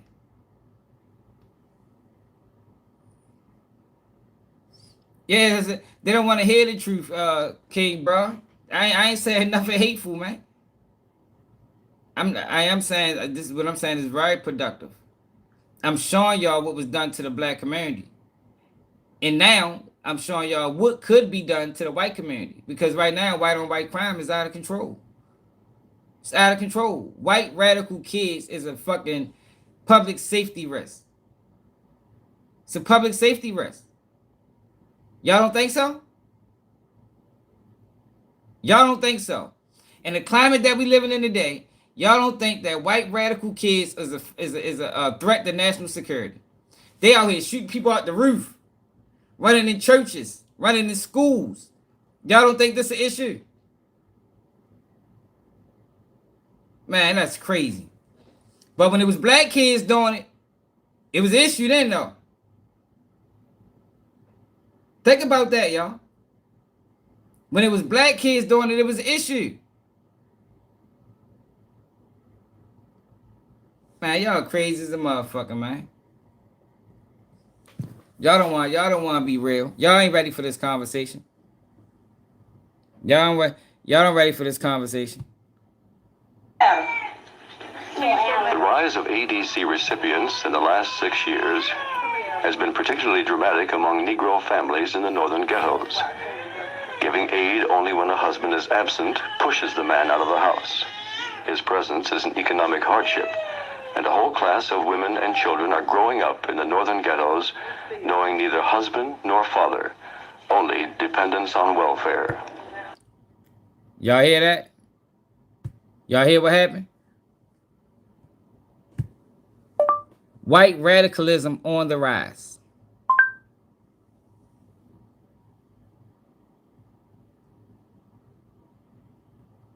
Look, you can't even get no fucking video on this shit.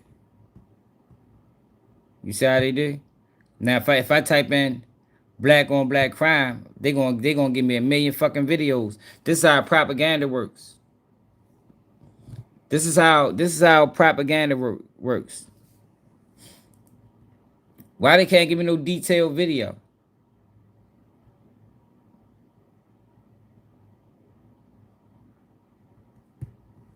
Nine years ago. Look how long this been going on.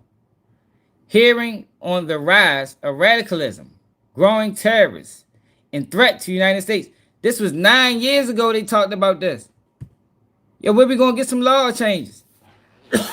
You mean to tell me this been a problem for 9 years? We ain't got a law change yet? No stiffer penalties on parents? Nothing? Oh, now people don't care. Like, get the fuck out of here, yo. Y'all hypocrites, man. Y'all hypocrites, man. Y'all hypocrites. Now don't nobody care now. Yo, that's crazy. Yo, that is insane, y'all. I'm disappointed in y'all, man. Europe, as an example, out of that struggle that's taking place. So yes, if we had a policy here now that would shut down, obviously, Muslims who are running from the horror of what's taking place in Syria. They talking about Muslims. On our pilots. They talking about Russians, Muslims. Nah, hold up. Let me show y'all something.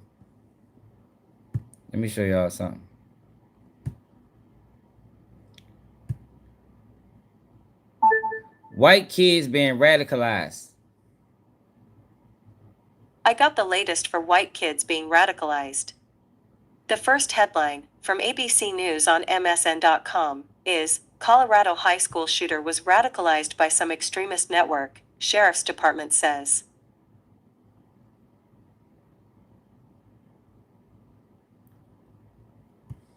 Look at this, man. This shit been going on. Don't nobody want to talk about this though. I guess this is a sensitive topic. I guess this topic too sensitive, huh?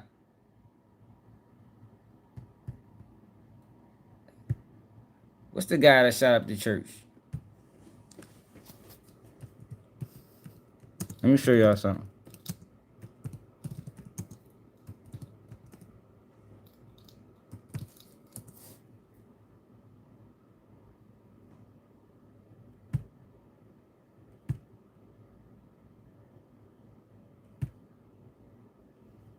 What's the little kid that shot up the church?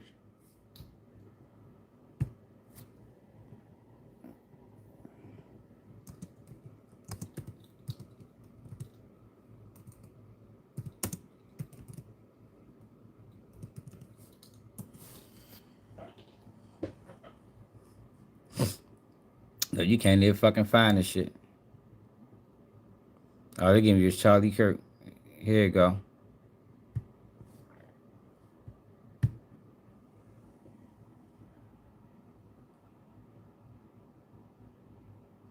Yeah, excuse me. I don't. We want to move now to the dramatic moments in the courtroom as I'm Dylan American. Roof's chilling and disturbing confession to killing 9 people inside a South Carolina church is played for the jury. At times, Roof was laughing during his confession, and ABC's Steve Osinsami has more. For the first time, we hear this accused racist and mass murderer try and explain himself this morning. I was sitting there and I was like, just thinking about whether I should do it or not. In his disturbing video confession recorded by agents from the FBI, 22-year-old Dylan Roof acts as if he's talking about a night out on the town. Did you shoot him? Yes. What kind of gun did you use? A Glock 45. In surveillance videos played in court from outside this historic black church in June of 2015, we see the faces of the 9 parishioners Roof is accused of killing. These are their last moments alive. 87-year-old Susie Jackson, Cynthia Hurd, and Reverend Pinkney. He left behind these 2 little girls. Why did you have to do it? Well, I had to do it because somebody had to do something. Because, Yes, that's funny now, right? People are killing white people every day. He says he bought the gun, seen here, after his 21st birthday. How many times did you reload? Don't know, ain't nobody kid when this happened. All the times. When I shot a magazine, it's like I just went, you see what I'm saying? At times, he laughed, telling the story. He calls himself a white nationalist and says that the Trayvon Martin case in Florida woke him up. For Good Morning America, Steve Osunsami, ABC News, Atlanta. Look, I'm just trying to show y'all this is an issue, but y'all don't want to attack this issue. It's crazy. 16-year-old Colorado.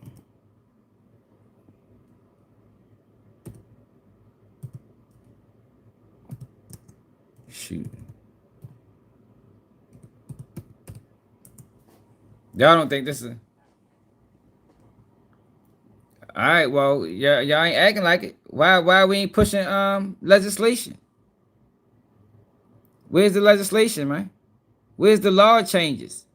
Because when black people was committing crimes, it was laws changed. Why are we're not getting any of this? We're not getting any of this, man. Why? I just don't understand the difference. Yo, 2 things can be a problem, Cody. 2 things can be a problem at the same time. We can only address one problem at a time in the United States? Is that what you're saying? We can only do one thing at a time? You sent me a link. Investigators have also been combing through the belongings of the teenager who opened fire at a Colorado school Wednesday. Agents have searched Desmond Holly's room and backpack and his locker at Evergreen High School outside Denver. Sheriff's deputies say the 16-year-old had been radicalized by an extremist network. He shot and injured 2 students before fatally shooting himself. The attack sent students running for cover. The state is providing free mental health resources to help the children trying to process this trauma. It's really important to be able to let them know they're not alone. It's okay to talk about it. It's okay to feel all the feelings. And so we want to make sure that we're sharing these free resources because you might be the one they want to talk to, but we know sometimes that's not the case. This week's shooting happened in the same county as Columbine High School, where 2 teenage gunmen killed 14 people in 1999. No, there's a lot of work that goes. This shit been going on since the 90s. And we ain't had a law change yet. What the fuck? Yo, I'm disappointed in y'all, man. I swear, I am disappointed in y'all.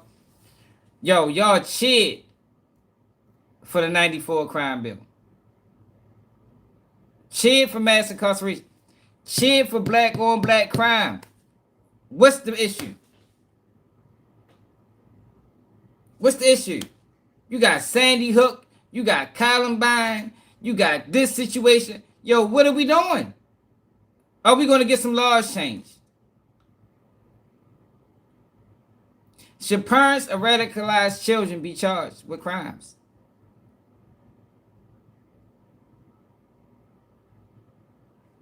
That's the question I got for y'all.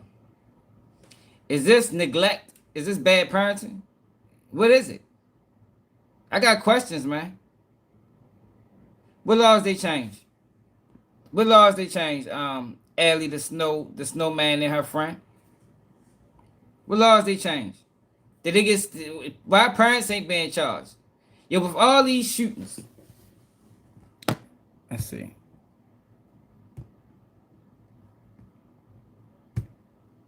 How many mass shootings have been done in 2025 and by who?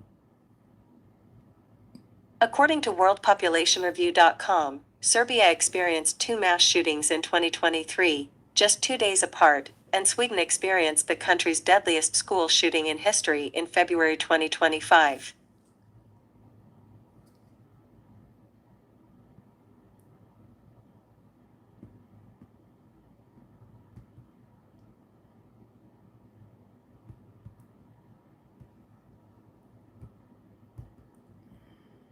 Y'all see that? Y'all don't think this is an issue?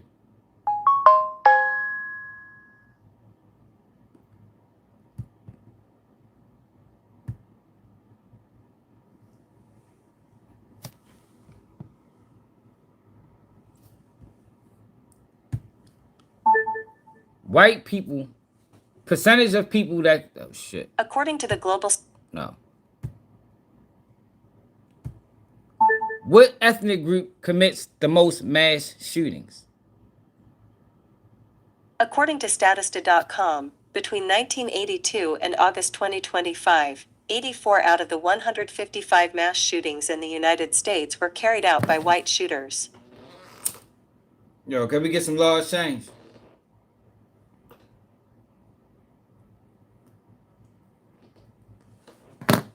Yo, because this not what's going on in the black community. You know, in the black community, economics or the lack of resources is the driving force to crime. Yo, a lot of these kids are privileged. These kids ain't got no, they not in crime-ridden neighborhoods or nothing. They're getting radicalized off the internet or social media or however they're getting radicalized. And y'all don't think that is a major issue that needs to be addressed? Y'all don't think that's a major issue that need to be addressed?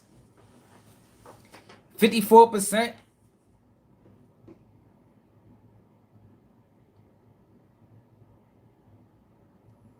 I think we need to start locking up the parents. I think if your child become radicalized, and because I ultimately think, you know, it's a parenting issue, you know, because I believe, honestly, I truly believe that if my kids got radicalized, I would know. And I would put a stop to it before it affects anybody else outside of this house. You know what I mean? I think it's a lack of parenting. I think it might be neglect. I think it might be neglecting children. You know, maybe some people is too focused on career, you know, not focused on their children. Their children is being raised by the internet. And their children is being influenced by outside entities. You know, but that shouldn't be allowed to affect us. You know, why the fuck do I gotta pay because your child got influenced? Yo, we talking about innocent people, man. Regardless if people ain't like what Charlie Kirk said, he didn't harm nobody. Yeah, he did harm with his words, but he didn't physically put his hands on nobody to deserve to be killed. Just like this man didn't. Let me show you another man that didn't.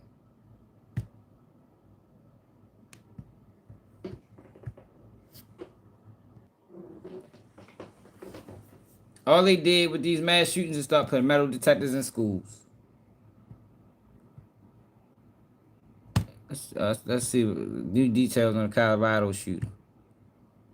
16-year-old radicalized.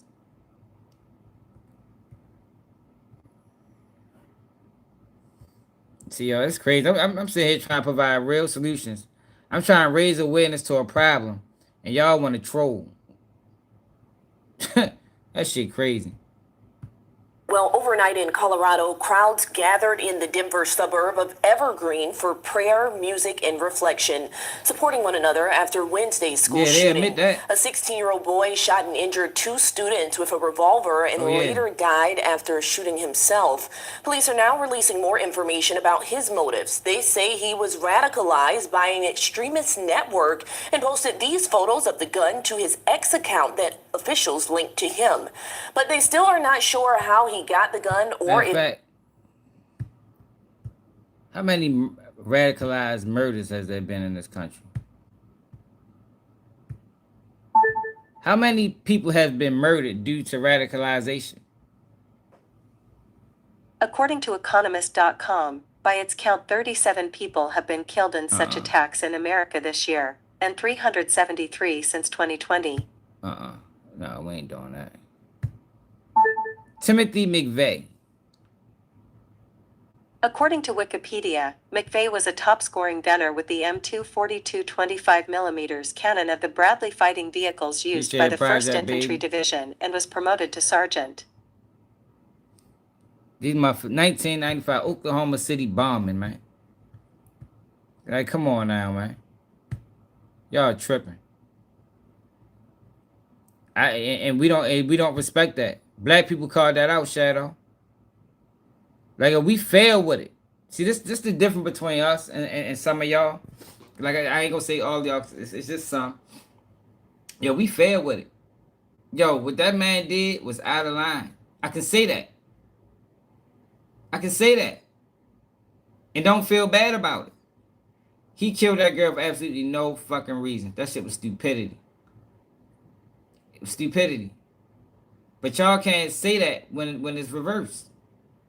If he was a motherfucking if he was a white guy and that was a black girl, y'all wouldn't get on here and be able to say no shit like that, man. Y'all gonna make all the excuses in the motherfucking world.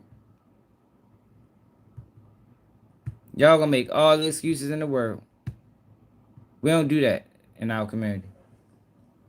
Hold up. Where the fuck? Why I can't get to my history?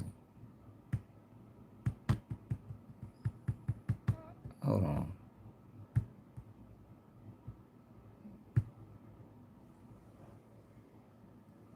I love all people. I'm just showing y'all the hypocrisy. That's it. I'm showing y'all the hypocrisy. Yo, why the fuck? Yo, what, they changed my shit around?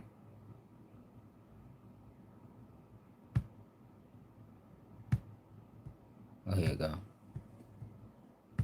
Come on, man. Because y'all act like y'all didn't know these things happen. You know. Let's go to Brother Malcolm, man. Let's listen to Brother Malcolm.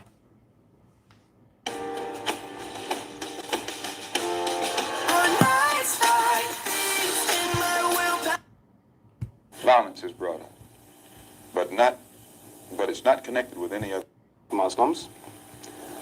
And we also have Mr. Herman Blake, one of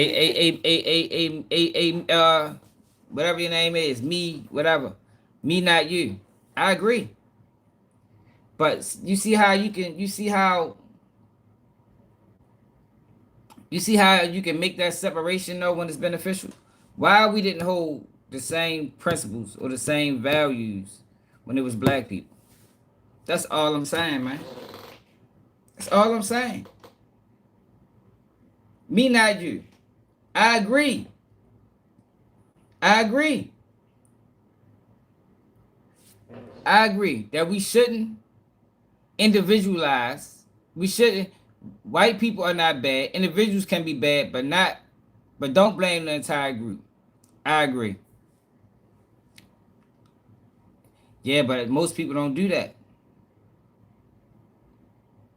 How know I ain't preaching no radicalism? I'm talking against it. I'm saying we need. I'm saying we need to fix it. I'm saying we need some law changes. I'm saying parents need to be done. Just like something was done, or at least attempted to be done,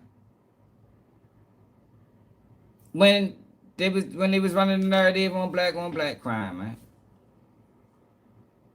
That's it. That's all I've been saying for the last 4 days. That's all I've been saying for the last 4 days. I mean, why are we sitting back and acting like we just gonna ignore this issue? This is an issue, y'all. Probably one of the biggest issues that we facing in this country right now. Y'all don't think is white radicalism not one of the biggest issues in this country right now?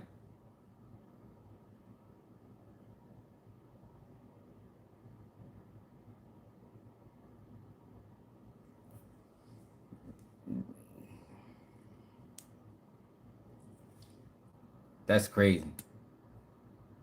That's crazy. Mm-mm-mm. Know why? Know the difference between black on black crime and white on white crime? Is I know why black on black crime is the thing. You know what I mean? If we want to do it that way, you know, I don't even believe in black on black crime. You know, I believe people kill who they live around. I looked up a couple days ago. I looked up white communities where crime is out of control. It ain't murders, but property theft and robbery out of control. Robbery rate higher than Baltimore City. You understand? What the fuck the name of it? Was it Kalamazoo, Michigan? Predominantly white. It was another place. Shit.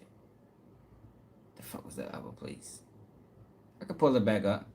If y'all think I made it up. No, I'm not. I'm saying that we can. What I'm saying, shadow smoke, is why we can't focus on everything. And now y'all house is on fire.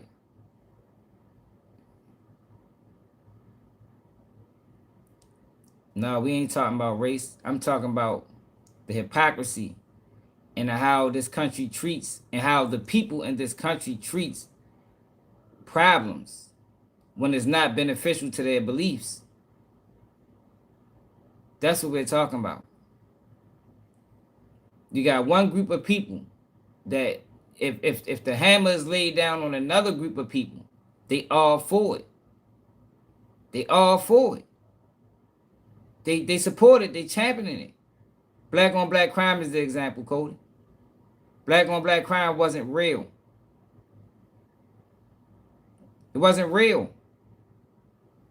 If you're in a black community, chances are if somebody gets murdered, it's going to be by the hands of a black person. If you're in a white community, chances are if somebody get murdered, it's going to be by the hands of a white person. That's just what it is, man. It was a false narrative that y'all repeated and still repeat. Y'all still repeat it, and it's not real. It's not real.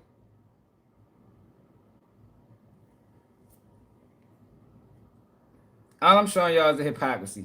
I can't believe that it's not more y'all on board. I can't believe it's not more y'all on board with this radical shit that's going on with white kids. Like, for real. Like, y'all act like y'all just don't give a fuck. People ain't gonna care till it happen to one of their own, man. That's another thing I learned. People only care when it happens to somebody that they're directly connected to. Right now, it's just on TV. You know what I mean? What's up, Shawnee? It's just on TV right now. But one of these days, hopefully not, but this can be at your front door. Don't ever think that something can't happen to you. That's one of the worst mistakes you can ever make. Don't ever think that what you see on TV can't happen to you, because it can't. It can. I'm telling you it can. You feel me? I never thought that I'd be in an accident with an 18-wheeler. You know, you see Final Destination, you see movies. I never possibly thought that, this could happen to me. But it did. And it was scary as a bitch.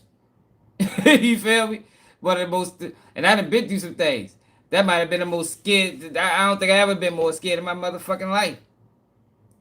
But what I'm trying to explain to y'all as well, too, is that we had examples like this. Nobody cared. Nobody cared when this happened. He was a staple in the black community. He was one of the people keeping everybody together. When he got murdered, he don't even have a holiday, man. His birthday ain't celebrated. But now we got this situation with Charlie Kirk, which is a fucked up situation. Regardless of how people feel about him. He lost his life. That man got kids, he got a family. Fucked up situation. You feel me? Yeah, he did. Malcolm X definitely spoke about liberals being a problem.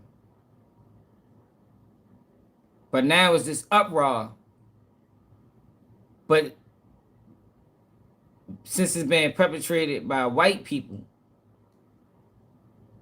don't nobody want to do nothing about it. That's crazy to me. Assistance in the courts.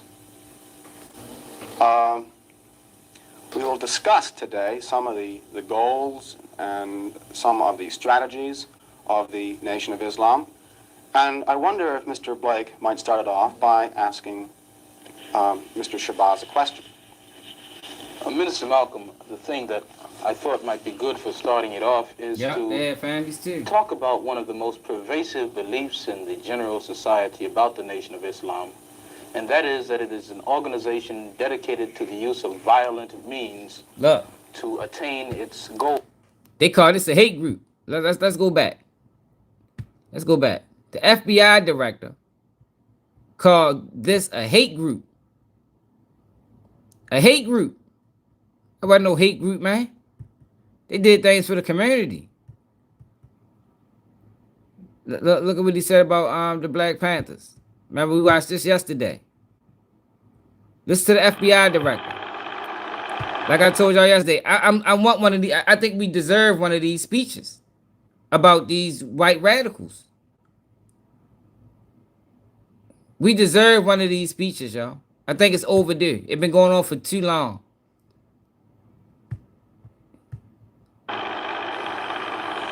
The Black Panthers are recruiting criminals and hoodlums and encouraging them to engage in a broad range of terrorist activities. They are the greatest threat to the internal security of Black Panthers had after school programs, all type of shit. But look at what they focused on.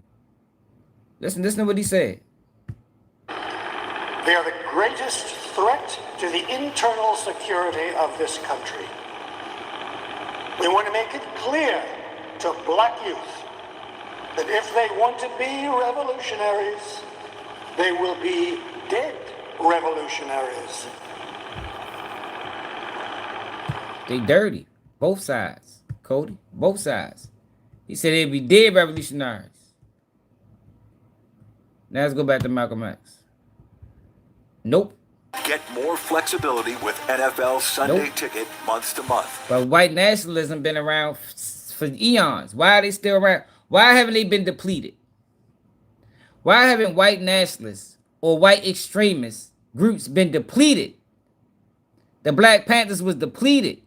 Look at this. Before we get to Malcolm X, let's go to the MOVE movement. MOVE, Philadelphia. Y'all know this is one of my favorite videos I gotta go to prove a point. Let's go to this. Now y'all ain't even know nothing about this. Check this out. This was in the 90s. This is in the 90s. There is a small war underway on a street in Philadelphia tonight. For the 80s. It was gunshots, thousands of rounds of bullets from the police. Police moved in with tear gas and water cannon. They wanted to kill our children. I had recommended to use an explosive entry device. The house shook. Yo, why are we not getting none of these tactics? Yeah, man, that's all I'm saying. Why we aren't getting any of these tactics now? Smoke was coming in, so we knew they dropped the bomb on us. Police allowed the blaze to burn an hour and a half before calling in firefighters. I don't care what they said. Hey, Cody, did you know about this? No justification for what they did. They done burned up 2 blocks. Explain that. I never imagined that the government would drop a You about this, Cody? On a row house in Philadelphia. Look, you don't want to talk about. It's an embarrassment to the city of Philadelphia. My name is Ramona Africa, and I was there when the police dropped a bomb on me and my family. No, this ain't got nothing to do with white people. This got everything to do with the government. This got everything to do with the government and how they handle situations when it's black people versus how they handle situations when it's other people. That's what we're talking about. What I'm saying is, right now, white radicalism is a major fucking problem. And it has been. It has been. And we're doing nothing about it. Nothing. And what I'm also saying is, if this was black kids, like it was on the heels of the crack epidemic, we tried to do everything about it. We motherfucking privatized prisons. We motherfucking mass incarcerated. We did everything. Nothing now, no. Nothing now. Trump worried about Memphis. Trump needs to send National Guard to Utah. I think what happened in Utah is a huge problem as well. I ain't gonna say it's a bigger problem, but we all know that putting more police in the community solves nothing, cause they can't stay there. They can't stay there. So you put police in Memphis. Yo, resources is how you fix the problem. That's how you always fix the problem. Crime in Baltimore is down right now because of resources. You know, programs. You got to stop crime at its root. You don't stop crime after it happens.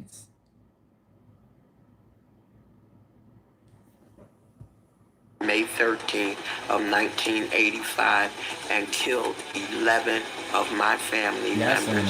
I was there. I think that's just a bait move. I ain't getting into that. I was born and raised in West Philadelphia. I went to Temple University and I was headed to law school.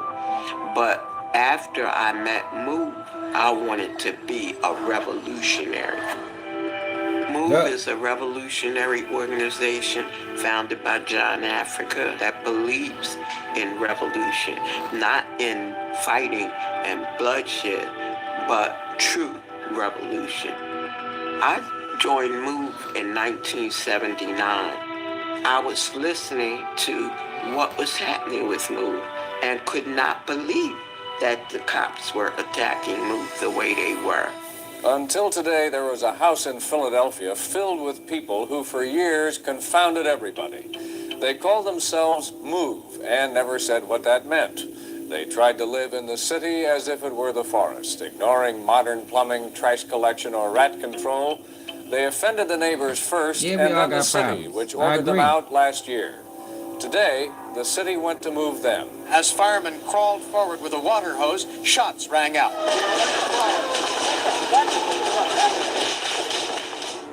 The MOVE 9 were 9 of our sisters and brothers who were arrested unlawfully for the murder of a police officer and given a 30 to 100 year sentence.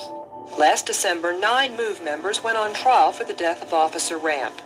Everybody knew that MOVE did not kill a guy. What I'm saying is, what I'm doing is just, it's just shining the light back. I don't think it's right to make white radicalism and white on white crime a thing. Just like I don't think it was right for them to do it to black people. But the problem is that a lot of white people can't admit that. They won't admit it. That's all I'm saying. For the people that's arguing and talking about you spill hate, no, I'm just showing you the truth. It wasn't never right. It wasn't right then. It ain't right now. But the problem is that people can't admit that it wasn't right then. They can't admit it. They won't admit it. But they ignore what's going on now. It's just contradictory, man. It shows you who you really are, who you really is as a person. Was in the basement. Officer James Ramp was standing up on street level, and the media said he was shot on a downward angle. So there's no way that MOVE could have shot him. They wear their hair in dreadlocks because they reject combs as symbols of industrialization. Listen to this. Did they tell him that? Did they tell him that, or did they just make this shit up? Listen to what he just said, man. Yo, we watched the video a while ago when they was talking about the crack epidemic or the heroin epidemic. And they was talking about how a dope fiend has to commit 348 crimes a year. Yo, where the fuck did they get these stats from? This is on the news. They said a dope fan have to commit 348 crimes a year to support a $100 a day habit. Yo, there is no statistical data that backs that up. They said that shit on the news, man. False narrative.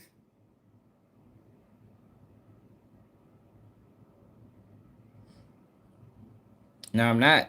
I think what I'm saying is very relevant to the times, because white on white crime is a thing. You know, white radicalism is an issue. Is it the biggest issue? No. Does that deserve to be the face of the white community? No. But that's the same play that they ran on black people, and y'all ignored it, and y'all supported it. And y'all didn't say these things when it was the other way around. Y'all didn't say. I just told you why, Alex. Y'all didn't say these things when it was the other way around, man. That's wrong. It's not right.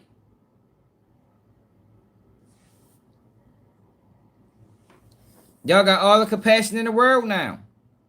All the understanding in the world now. And I'm not talking to everybody. You know, because some people understand exactly what I'm saying. Things haven't changed. Things haven't changed. Not to the extent that you might believe. Yo, mass incarceration went all the way up to the 2000s. Yo, we only in 2025, yo. Mass incarceration went all the way up probably to like 2000 and motherfucking 10 or something. So you got,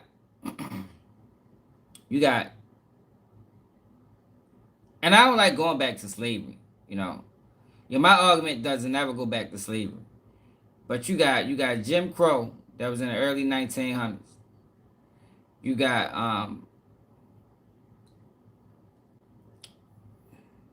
the civil rights movement in the 60s. You got the assassination of the civil rights leaders in the 60s and the 70s. In the 80s, you got the crack epidemic. Let me show y'all the crack epidemic before we get there. No, because there's so much to talk about. We gotta get to her, and we gotta get to Malcolm X. You got the privatized prisons going on also in the 90s. You got the law change where they made crack a stiffer sentence than Let's say there's when they made crack a stiffer sentence than coke. Gave everybody, yo, why am I shit not up here?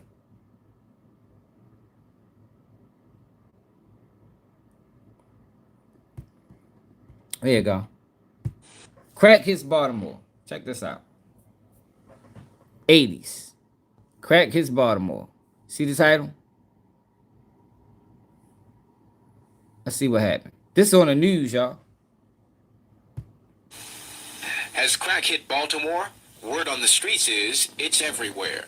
You get it? You got some money? In North, South, East, or West Baltimore, if you know where to go, who to get it from, you can buy the cocaine with a kick. The crack is just awesome. Yo, this is promotion. This is promotion, y'all. Now, back then, they probably didn't understand that this is promotion. This should never been broadcasted on the news like this. It's just like an Air Force jet. You know, awesome. It just got so much power behind it. This man was a crack user. He asked not to be identified. He explained to me what the drug does when you're high on it. It's a cheaper high than coke. Crack is type of high like a LSD high. Get a bag of glue and you sniff a lot of that glue, right? You fall out. That's how crack is. It take you right off your feet. Any drug that you like that feeling, you want to go back to it, and it just takes over. When we drove in the southwest Baltimore neighborhood this afternoon, these kids walked up and jokingly asked us if we were looking to buy some crack. They say this area is a crack haven. In fact, this girl says she's been addicted to heroin We're not talking about and coke. crack. We're talking about crack. Crack has a way different effect on the brain than cocaine does. Motherfucker off cocaine ain't running up in your house, robbing you. No, they're not doing that off coke. Crack is totally different. For the past 3 years, she is 18, and she wants to quit. So you want to stop? Yeah, I haven't did it for 4 days now. I'm like detoxing myself, and it's hard when you're around everybody that does it. She says she's been in 5 drug treatment centers and is still trying to kick the habit. She's not clean yet, and she doesn't know where else to turn for help. Government, they don't care. You know, they don't care. They say, well, they on drugs, let them die. I don't care. That's another one he got, but they don't care. As crack hit Baltimore, word on the streets is it's everywhere. Everybody don't think like you, Alex. In north, south, east. Everybody don't think like you, Alex. You was raised right. Some people was raised on racism, man. They wear their hair. Some people was raised being taught that other people are inferior. You know, but it wasn't just that. You know, it was a propaganda machine. You know, the media ran a propaganda machine on black people. Dreadlocks because they reject combs as symbols of industrialization, which their back-to-nature philosophy opposes. Their basic goal is to overthrow the present system of government, which they consider to be corrupt. People thought Move was crazy at that time. Exactly. Because of the media. They spew out obscenities when they talk. Terrible language. No, people are definitely taught that. Said that he wanted Move out of Philadelphia. Racism is taught. It's amazing that this group has been running Yo, loose. racism is taught. Yo, it's a lot of people that's been spewing hate in the comments. They probably ain't never had a bad interaction with black people. Yo, because for the most part, America is still segregated. I mean, for the most part, America is still segregated. That's what redlining was. What you think they did redlining for? Why do y'all think they redlined certain cities? You know, to where oh you can't buy down here. You know, you got to buy in this area. Which years later they said it was dirty practices. So you restrict the people to a certain part of the neighborhood or a certain part of the city. And then what you do is, after you restrict the people to that area, you starve that area of resources. You starve that area of resources. That's what you do. And over time, once an area gets starved of resources for an extended amount of time, and you infuse guns and drugs, yo, you're going to get crime, yo.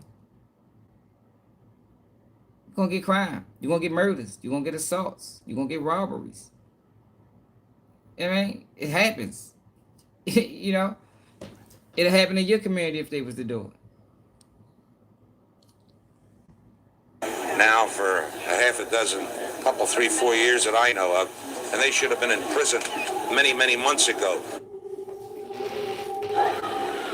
We moved into Osage Avenue because that was our headquarters. It was warm and loving.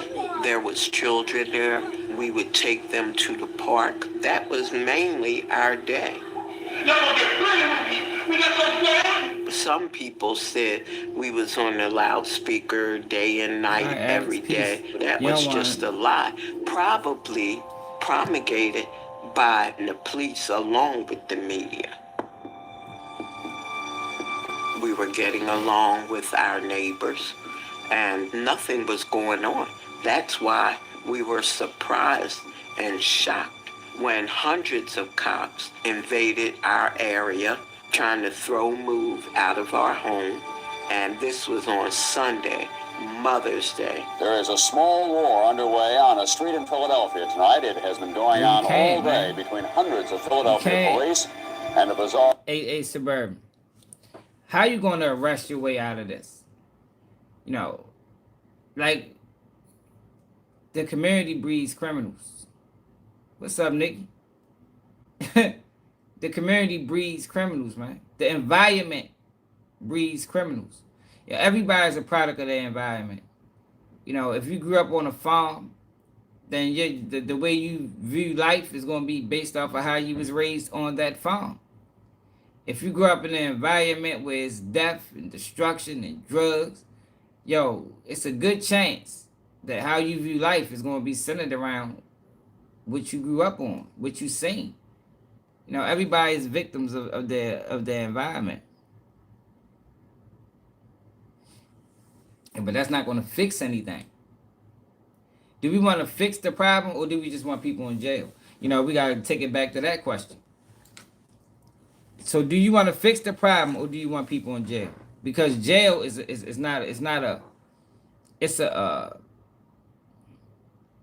reaction to an action. In order to fix the problem, you got to stop it before the action happens. You know what I mean? You got to stop it before the action happens. You can't fix the problem once you lock people up and send them to jail. That's not going to fix it. All you're just going to do is just raise the prison population like they did. Yo, the prison population, when they started mass incarcerating, I did a whole video on this, man. So that's how I know what I'm talking about. The prison population went up tremendously, like 150%. 150%. But guess what? Crime didn't go down. The prison population went up and crime didn't go down. Crime went up as well. It's not how you fix anything. You don't fix anything by more police. Man, that shit sounds stupid. A Suburban, if that was the truth, right? Why is the recidivism rate so high? If prison fixed people, why do so many people go back continuously? Ask you a question.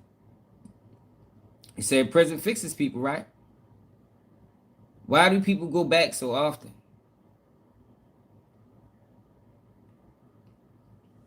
Why is the recidivism rate in America so high if prison was the answer?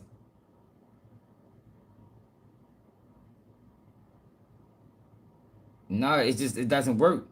Prison is for punishment. It's not for rehabilitation. Joe Biden told you that when he fucking did the 94 crime bill.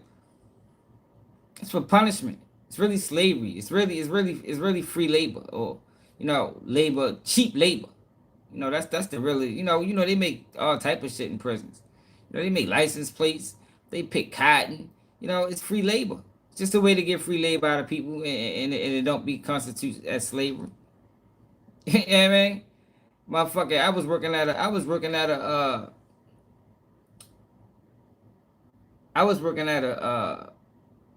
a company called MCE.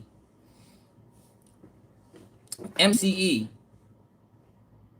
works and moves state buildings. Right? Yo, we had this job for people that's from Baltimore.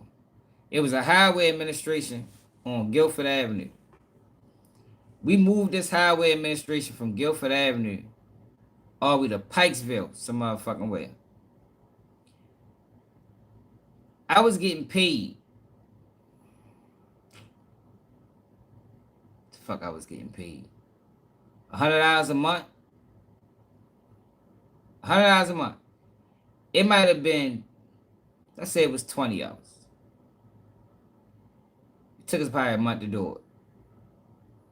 So you're getting $100 a month. It's 20 hours.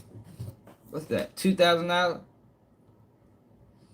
Yo, do you know how much that job would have cost if they paid a contractor? Yo, they was giving us big ass file cabinets filled with papers.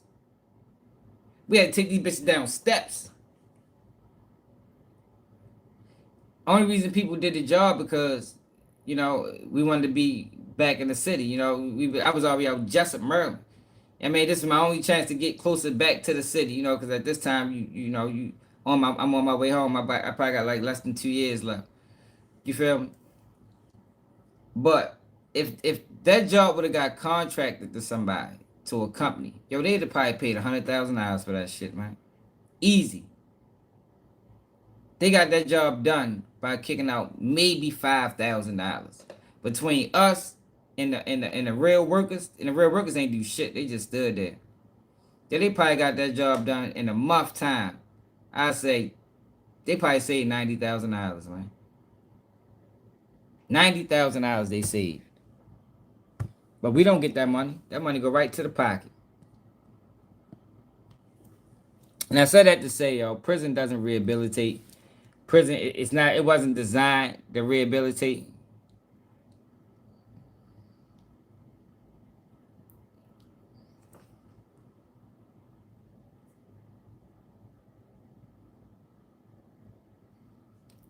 Hey, Suburban, did you hear what I just said?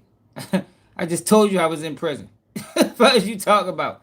Just told you I just went to a whole detail that I did in prison. Like, you know, see, that's what I'm saying. Y'all don't want to have a real conversation. Y'all want to just believe a lie.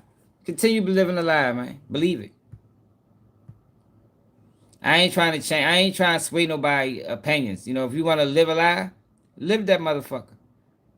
But if you want the truth, then keep it genius where you're supposed to be, man.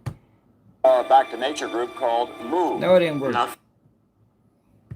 Nothing happened all day, but that night, Gregor Sambor, the police commissioner, got on a loudspeaker and said, "Attention, Move, this is America. You had 15 minutes to come out." Well, obviously we didn't come out because we knew they wanted to kill us. They didn't want to arrest us. They could have done that anytime. It was shortly before 6 a.m. when police moved in with tear gas and water cannon to evict members of the extremist group Move. When we were in the basement for a while, we didn't feel anything. And then the water started coming down on us. I mean, rushing. You ain't know what you see. And if you don't see what I see, if you don't see what I see and interested in what's going on, then you need to listen. You need to listen. If you don't see what I see, because obviously you don't, but you want to understand what's going on, then you need to listen, man. Stop commenting. Pay attention. Version on the roof of the Move compound. It was hard to breathe. Our children were soaking wet. And then they started with the tear gas. Tear gas started coming in. We grabbed the blankets and they was wet, and then we put them over our heads and started laying down. They blew a hole in the house to the left of us to try to come through it to come after us. What we wanted them to do was to come out of the front of 6221 Osage and surrender. We tried to get out after that. We tried to bring the kids out and was shot back into the house. A gun battle erupted. They shot over 10,000 bullets. So that was their intent, to kill everybody in that house. I don't think that they should kill the people and their babies. They should find another solution. After that, that's when the silence was. It was a long interval of silence, and we didn't know what they were doing. We felt comfortable. And I'm showing this to show people the difference in how America. So this was supposed to be a radicalized group. Look at how America attacked this radicalized group. We got radicalized white groups in America, and they're doing nothing about it. They're doing nothing about it. We got mass shootings, school shootings, political shootings, and they're doing nothing about it. They're treating this as an individual problem. But that's not how they treated black people, when it was individual problems. Minute. And then the bomb was dropped. The house shook. It shook. And then we start feeling the heat and the smoke, which we knew wasn't tear gas. We knew there was a fire in the house. We heard the crackling of the trees that was in back of Osage. The night skies over West Philadelphia, bright with flames. As many as 60 buildings may be on fire. I was told, and I saw newspaper issues about people yelling to the firefighters to put the fire out. Why wasn't they putting the fire out? They dropped a bomb on the house to take care of one move family. One move out, they done burn up 2 blocks. Explain that. It was all in the newspaper that Sanborn told the fire commissioner to let the fire burn.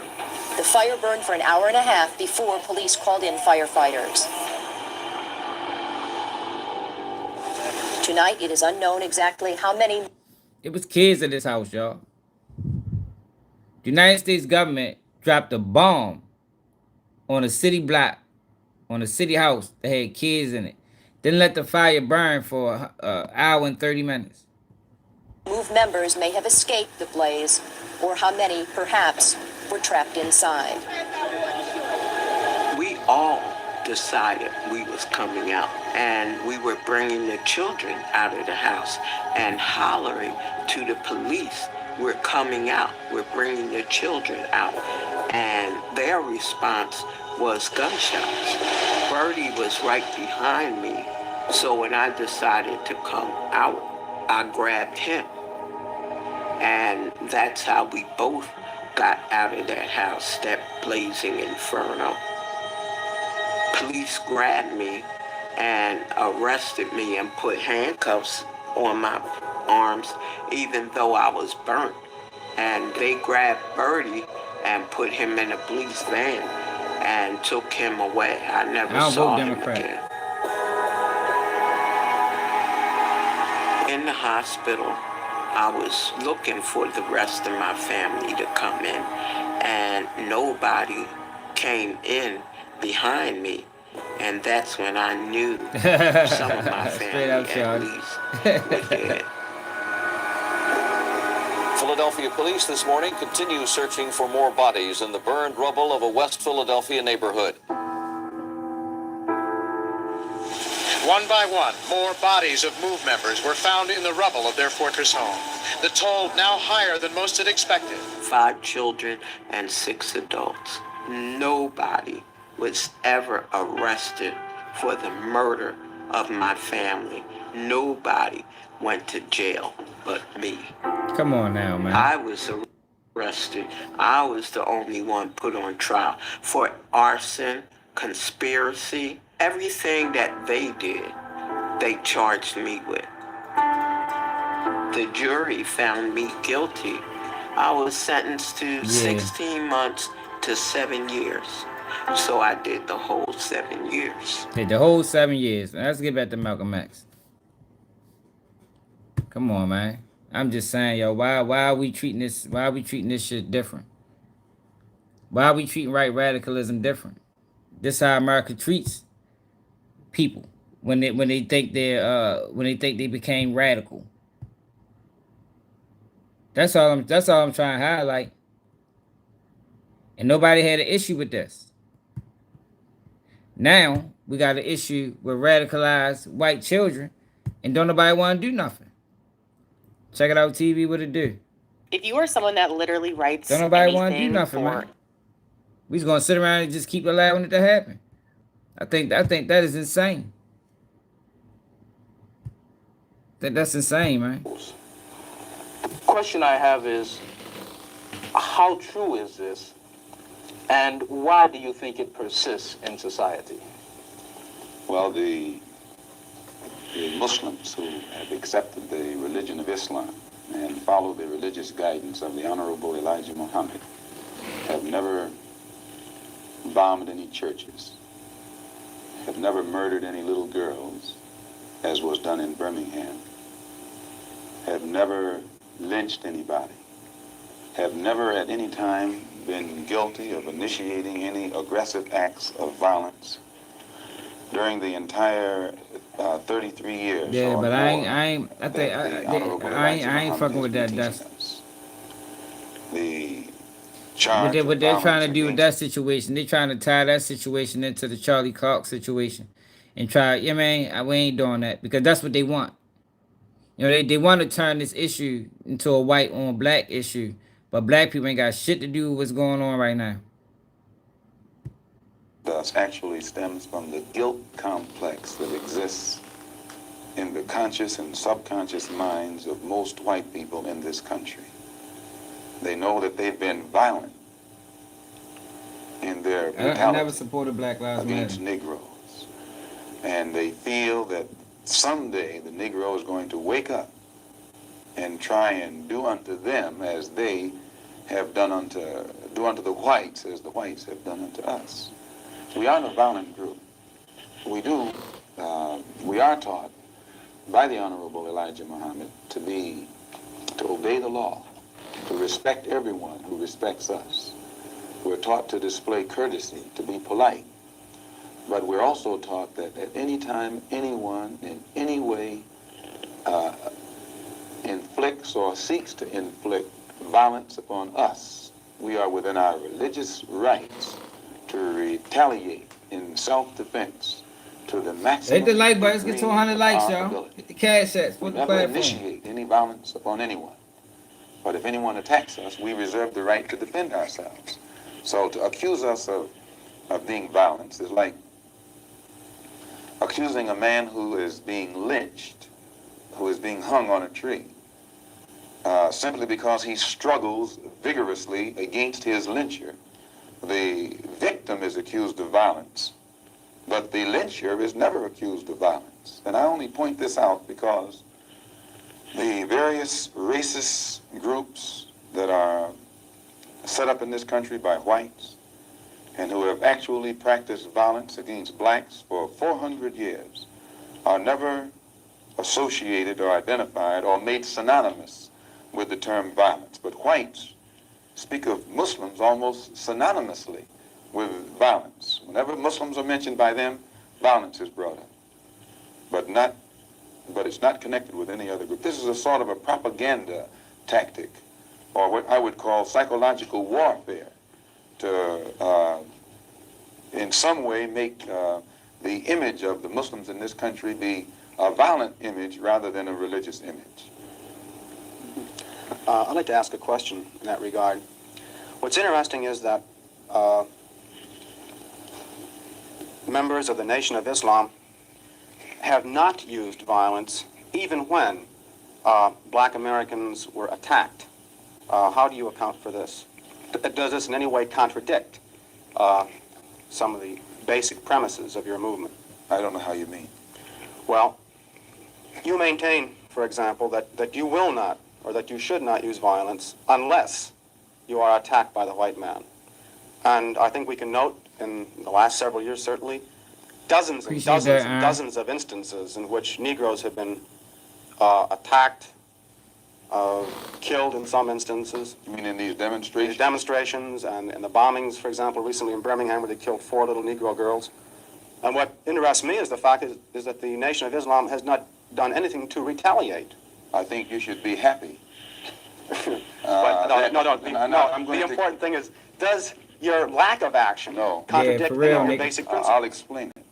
You should be happy that Muslims who follow the Honorable Elijah Muhammad, number one, don't believe in any form of integration, and who believe that every mention of the word integration by whites, whether it be from the mouth of Kennedy on down to the mouth of the lowest, raggediest white liberal in the street who is beatnik-like involving himself in these integration efforts, if we believed in it, we would integrate.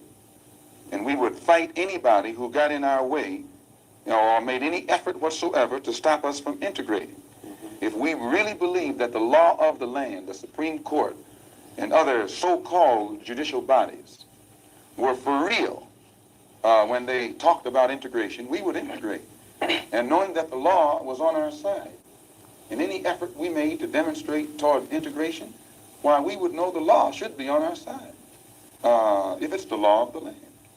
If it is the law of the land, then the demonstrators are within the law, and the discriminators are against the law. Yeah, Malcolm was on that shit. The hypocrisy of the law, when Negroes and this is the issue, and this is why I bring this up, because if people would have listened back then, we wouldn't be here now, man. I just find it funny. Well, not funny. I just find it ironic that now it's this outrage. But it should have always been outrage. You understand what I'm saying? It should have always been outrage. Now it's outrage though. But even with the outrage, people still don't want to do nothing. It's the government, man. This is what it always been. It's what it always been. For integration, instead of arresting the discriminators, the law arrests the demonstrators. So this is a foolish move on the part of. Listen. Hey, Cody. He just answered your question, Cody. To demonstrate toward integration, why we would know the law should be on our side. If it's the law of the land. If it is the law of the land, then the demonstrators are within the law. And the discriminators are against the law. But to show you the hypocrisy of the law, when Negroes demonstrate for integration, instead of arresting the discriminators, the law arrests the demonstrators. So this is a foolish move on the part of Negroes. And when you foolishly get yourself involved with an enemy, then whatever comes upon you, that's your business. As Muslims. That's exactly what I was just saying about this. Exactly what I was just saying about this right here. Where the fuck this shit at?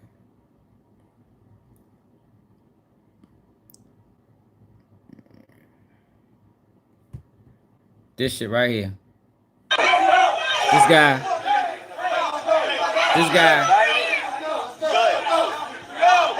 had no business being there. And what I'm trying to explain to people is, black people don't do this. We don't do this. I'm willing to bet he Black Lives Matter. And Antifa. One of them motherfucking extremist groups. We don't go. We're not gonna go to a Charlie Kirk rally to antagonize. We're not gonna do that. I can't think of not one person in my family or friends that would do this shit. This is stupidity. We ain't got time for this. The people that's doing this are being paid to do this. They're antagonists. And more than likely, they're not being paid by black people either. So they're creating, they're causing, they're breeding the problem and bringing the solution. That's how that shit works. Right, exactly, cause we don't need to go to White Chats to antagonize. You feel me? Like we just don't. That's just not something that we do. And I just want to explain to white people, when y'all see that, don't make that a issue with black people, because that's not black people. More than likely, he's a coon, a clown. He's working on behalf of somebody else that's more than likely ain't black.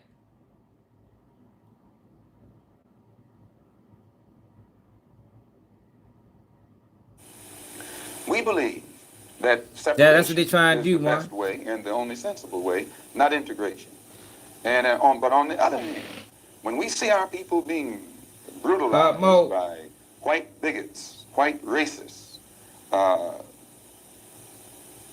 we think that they are foolish to allow themselves to be beaten and brutalized and do nothing whatsoever to protect themselves.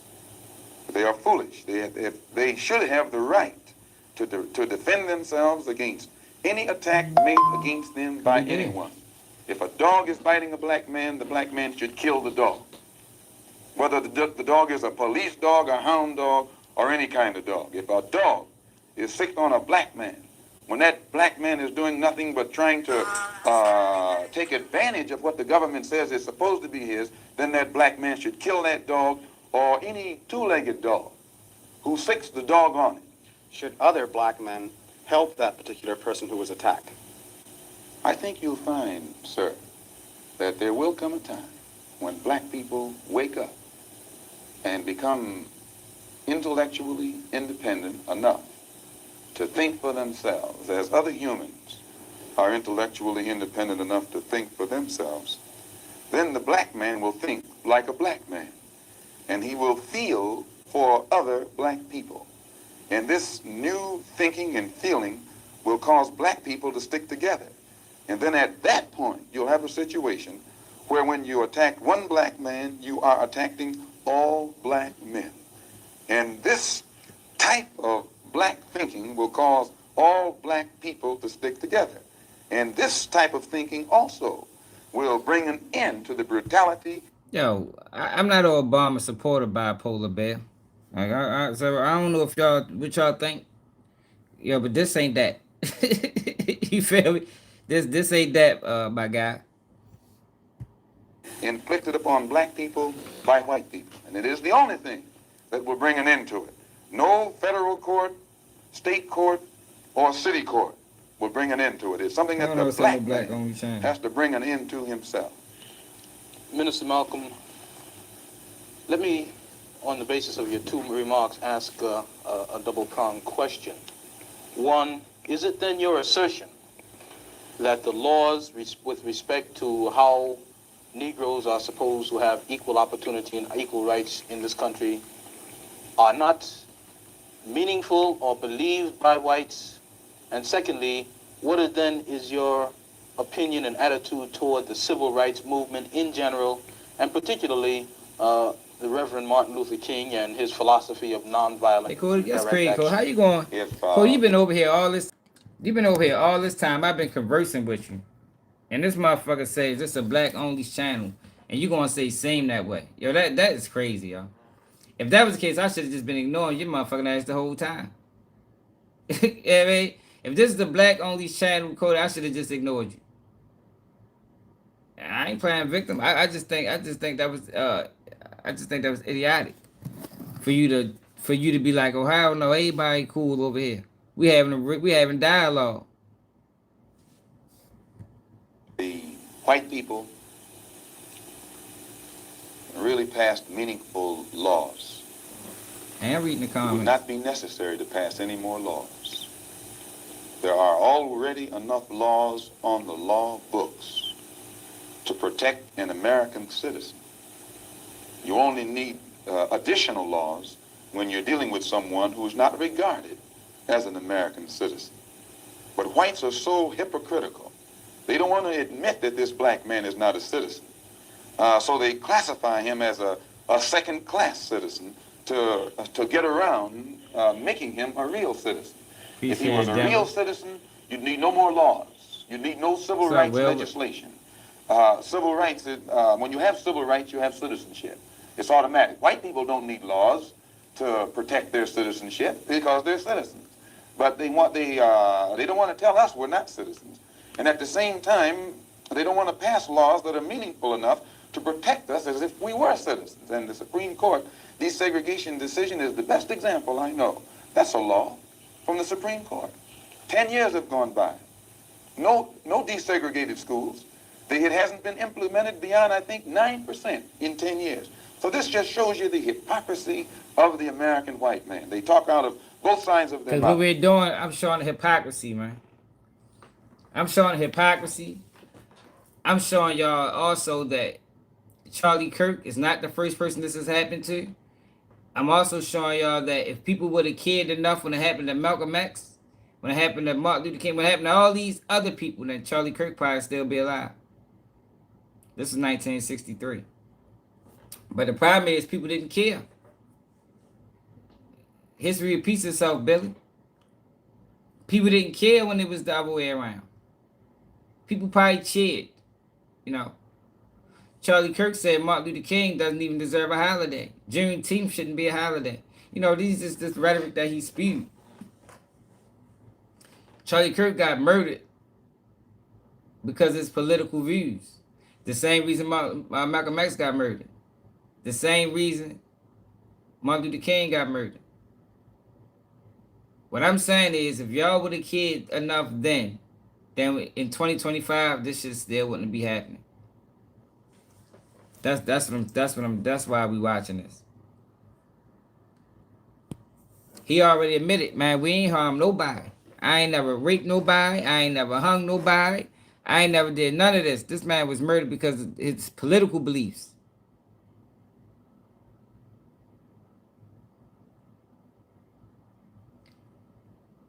I don't get it. It don't matter. It shouldn't matter if he's black or white. And for this reason, we who are Muslims, that is, who believe in the religion of Islam, who believe in God, we don't believe that black people will ever get any laws, get any problem with laws being passed or new persons being put in office, white liberals being put in office. There is nothing that the white man will ever do to bring about true, sincere citizenship or civil rights recognition for black people in this country. Nothing will they ever do. They will always talk it, but they won't practice it. And with the Supreme Court, if the NAACP can tell me that they want a desegregation decision for me 10 years ago, but yet the schools haven't been desegregated, as I say, this is a victory with no victory. It's a victory that you can talk about, but it's a victory you can't show me. So if you represent the NAACP and you're telling me about this great victory you won for me, when I look at you, I have to conclude that either you have been duped yourself or else you are trying to dupe me. And in most instances where the civil rights struggle is involved, there is no civil rights leader can point to me one concrete gain, practical gain, that black people have made in the civil rights field in this country, not only during the past 10 years, but during the past 100 years. Now, the other part was with respect to Mr. King and the nonviolent direct action. Well, I will let Jimmy Baldwin and John Killens and Lou Lomax, the writers, answer that. Speaking right after this church was bombed in Birmingham, Christian church was bombed in Birmingham by Christians too, mind you, and these 4 little girls were murdered. John Killens and James Baldwin, you don't understand. Lomax, and the Negro writers and actors. You don't understand how irrelevant the past is to the present? Like, your people really don't understand? I just explained it to you. Like, your people just want to be stupid. Yeah, you really don't understand how irrelevant the past is to the present. Yo, you know the Bible? Are you familiar with the Bible? Or will you consider yourself a Christian? You know the Bible says everything that happened in the past will happen in the future. I'm showing you this because he was killed for the same reason Charlie Kirk was killed. Regardless if you agree with him or not. Regardless if you agree with him or not. He was killed because of his political beliefs. But y'all didn't care when he was killed. Y'all didn't care. If it's about free speech, right? Because that's what we talking about, free speech. We ain't talking about the rhetoric. We ain't talking about truth versus lies. We talking about free speech. This is America, right? Everybody is championing free speech. He was killed for his free speech. He was killed for his free speech. As was Charlie Kirk. But y'all didn't care about him. And what I'm saying, if y'all had cared about him, Charlie Kirk could still be alive. Don't let it happen again. Start caring when it's just start caring as a whole, not just when it's beneficial. Had a meeting at the town hall in New York, and that is why history already repeats itself. Motherfuckers don't care. Concerning these murders of these little girls, said the killings had raised doubts about the intelligence of the nonviolence in the civil rights struggle. He went on to declare that he could no longer be asked to love I wouldn't do this if I ain't care, and killed GTP. He also, and the writer, Mr. Handler, they got to be saved for 3 hours if I ain't care. Said that Killens, it was not clear concerning Killens' remarks to his audience that he was breaking with it was clear rather to his audience that he was breaking with the doctrine of the Reverend Martin Luther King's philosophy that as Christians, Negroes should love their fellow man in a truly religious sense. Now, James Baldwin, speaking on that same platform, said, and I was present during this entire affair, asserted that the American people shared a collective guilt for the persecution of Negroes, much as Germans did because of their silence during the Nazi persecution. Yeah. He denounced President Kennedy for what he termed Kennedy's lack of passion in the civil rights struggle. Mr. Baldwin said that there could no longer be a Republican Party for the Negro people as long as it listed a Barry Goldwater, nor a Democratic Party for the Negro people with a Senator Eastland on its roster.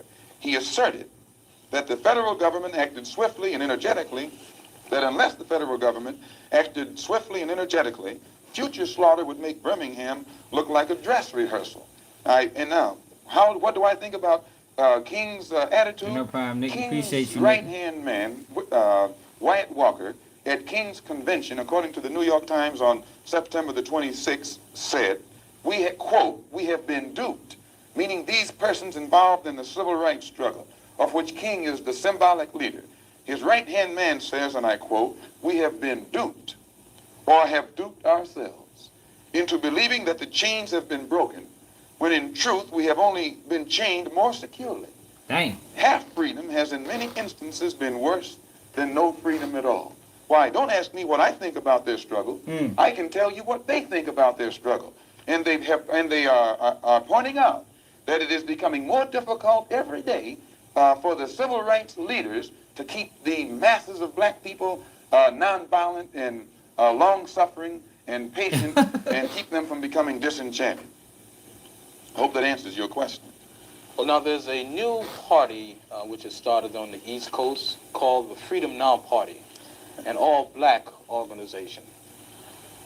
Would you comment upon this? And also, what I'm showing in this video is how they shut all this shit down. Yo, they shut all of this down, man. And I'm saying, yo, we got an issue in this country with white nationalists, white extremists, and we're doing nothing about it.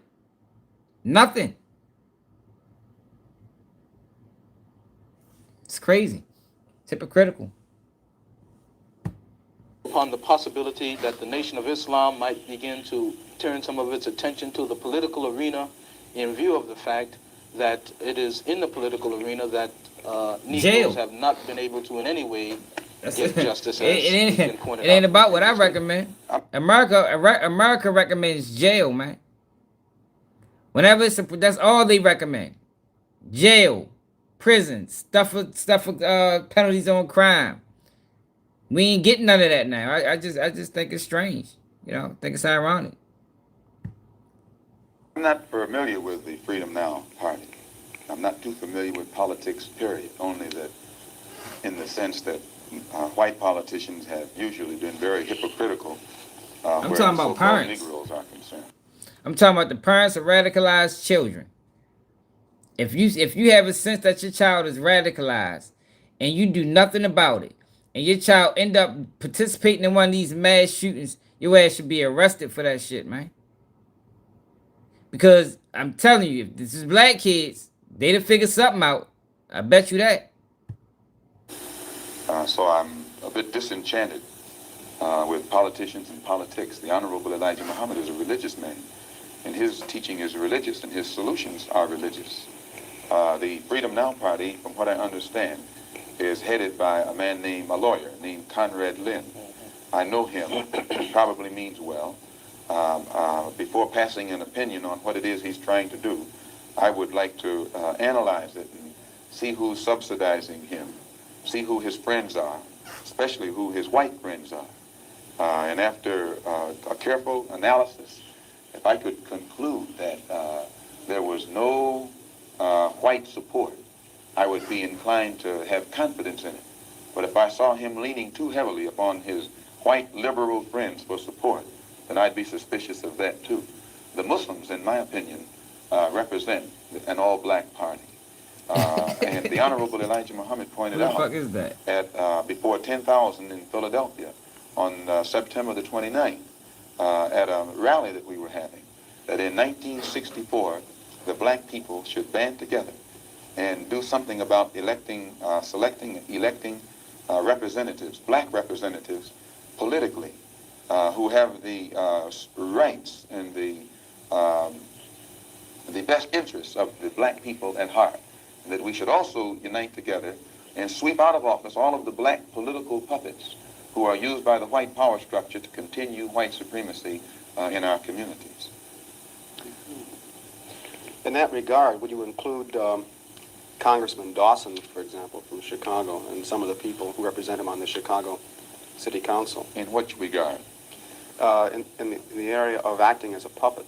I don't know what Mr. Muhammad's opinion is of Congressman Dawson. They both live right there in the city of Chicago together. I don't know what his opinion is of Congressman Dawson. I'm suspicious of any Negro, be he politician, be he clergyman, or civic leader who is constantly patted on the back by whites. I have a tendency to lean toward the Negro politician who is constantly condemned by the white power structure. This is my thought pattern. I'm giving you an insight of it. You, though, mentioned Mr. Lynn and saying you'd like to know who his white friends are. Now, I'm wondering if you didn't make a contradictory statement in Muslim terms by using white and friend in the same phrase. That is I to use say, friend in quotes. I see. In other words, if a black man cannot have a white man as a friend. He may have a white man who's friendly, but being friendly and being a friend, I think, are two different things. I think there are many whites who act friendly toward Negroes. A fox acts friendly toward the lamb. And usually the fox is the one who ends up with the lamb chop on his plate. The wolf doesn't act friendly, and therefore the wolf has more difficulty in getting the lamb chop in his plate. I'd like to point out, though, that... I say that because it is usually if you study the structure of the Negro community, economically, politically, civically, psychologically, and otherwise, it's controlled by the white liberal, who usually poses as the friend of the Negro, who actually differs from the white conservative in the same way that the fox differs from the wolf. Their appetite is the same. Their motives are the same. It's only their mannerisms and methods that differ. I would agree that no doubt there have been a large number of whites who have posed as liberals and as friends of the Negro and who have time and again betrayed the Negro. On the other hand, I think one could point to a large number of whites who have struggled for civil rights, for equality, and have got little or nothing out of it, other than quite a few bruises. Give me an example. Well, the large number of white students who have gone into the South, for example, working for SNCC and other organizations. Not working for SNCC or other organizations, but working for the white political machines who benefit by the voting efforts of Negroes. Okay, I'll be more specific. I would cite Herbert Hill, for example, as a kind of person who has championed Negro job rights, for example, in New York City and elsewhere. He has fought the political machine. First time I met Herbert Hill personally was when they were picketing to stop the working on the Harlem Hospital in Harlem. Negroes for 10 years had to fight the city to get an annex built on the Harlem Hospital. So Miss Snow Bunny, that's still what you think? If you've been sitting here for a while, you know we ain't on no hate shit at all. There's no hate coming from this page. In Harlem, we need a hospital more so than anything else. Our people are sick. Plus, we do a lot of cutting and shooting of each other, though we profess to be nonviolent. And Herbert Hill brought his forces out and stopped the working on that. Yo, fuck that. So is black on black crime hate? When the narrative was ran on black crime, was that hate? Did y'all say that was hate too? Or was that facts? Like for real, right? Y'all be pissing me off with that shit. Was it hate? When they ran the narrative on black fathers not taking care of their kids. Was that considered hate? Or was that facts? Like for real though, y'all, like can we define hate? Can we get an accurate definition of hate? Cause I'm confused. Maybe I don't know what the fuck hate is, man.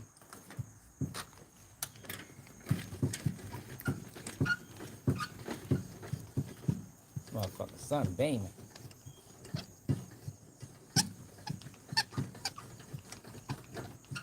Maybe I don't know what the fuck hate is, huh?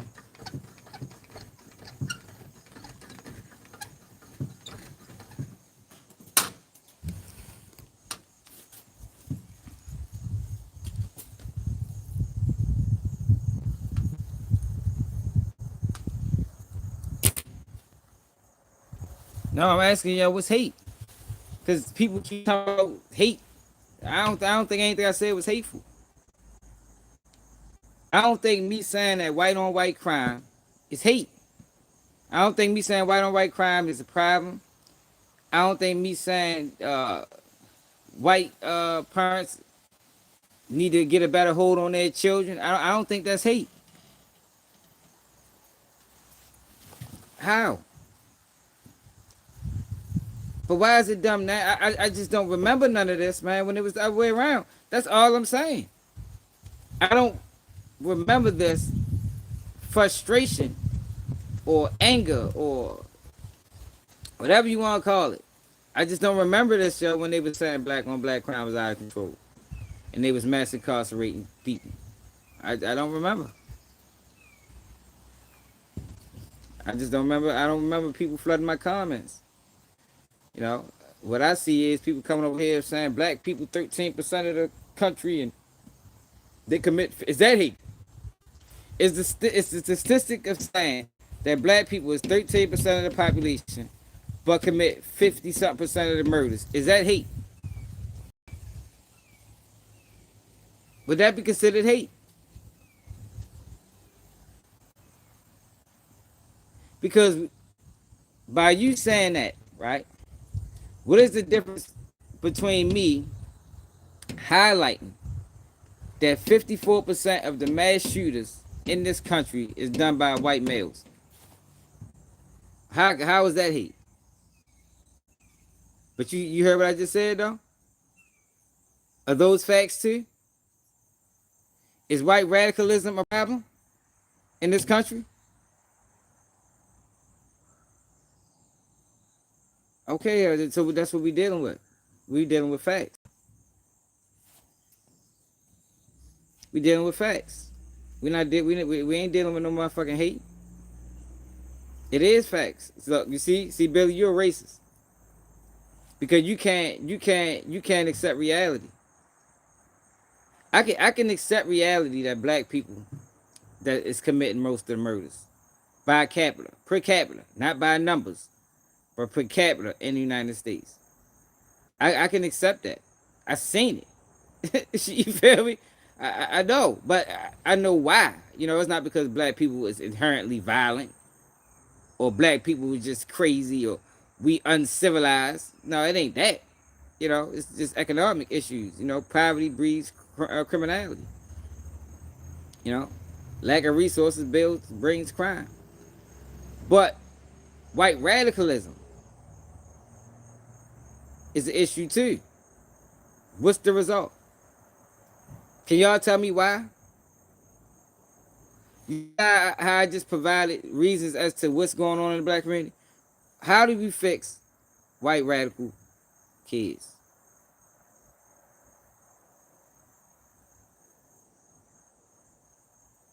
It's America, Cody. You ain't gotta understand that's how this country works. How do you fix it? Hey Billy, what's up, man? What's the answer? Hey Snow Bunny, what's the answer, man? What's the answer to white radicalism? Yeah. Look, he think it's funny. You don't think that's a problem? I just showed you the numbers. Since what was it? There been 94 mass shootings, all done by white people, radicalized. 600 something victims.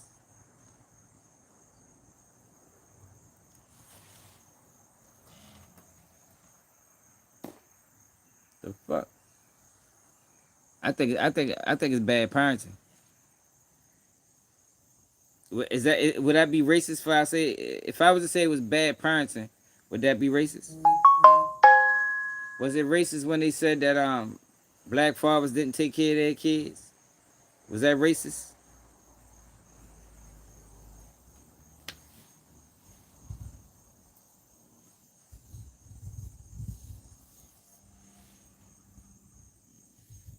Yeah, but how do you fix it? How do you fix it? When they were saying that black women wasn't raising their kids right because their kids was choosing the streets, they made that a parenting issue. They said black parents, black fathers wasn't around. They made that a parenting issue. Why can't we make this a parenting issue? Why is it not parenting now? It always been parenting. It always been parenting. Why can't we make this a parenting problem?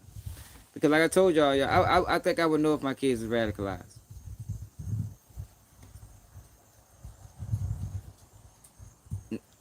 Hey Billy, I just think we need to say it's parenting. I think that's easier to do.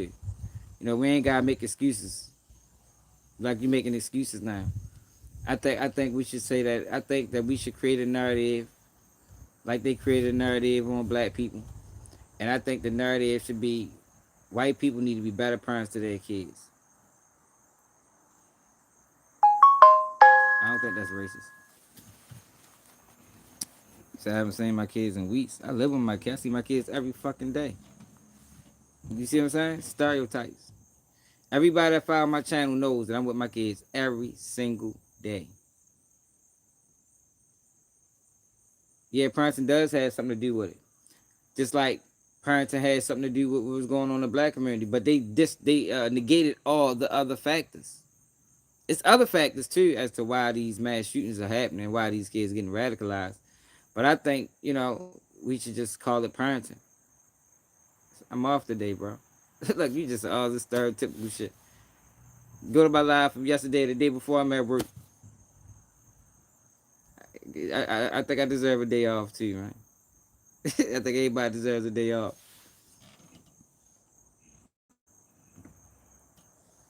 Yeah, make sure y'all subscribe to the channel, man, if y'all new. I just want to show y'all the hypocrisy of how a lot of people think. Everybody not like this, but it's a large enough percentage for it to be a problem. That's two-faced and double-sided. You know, they can't look at one situation and process that situation the same way as they process a similar situation when it's involving different groups of people. That's the issue in America.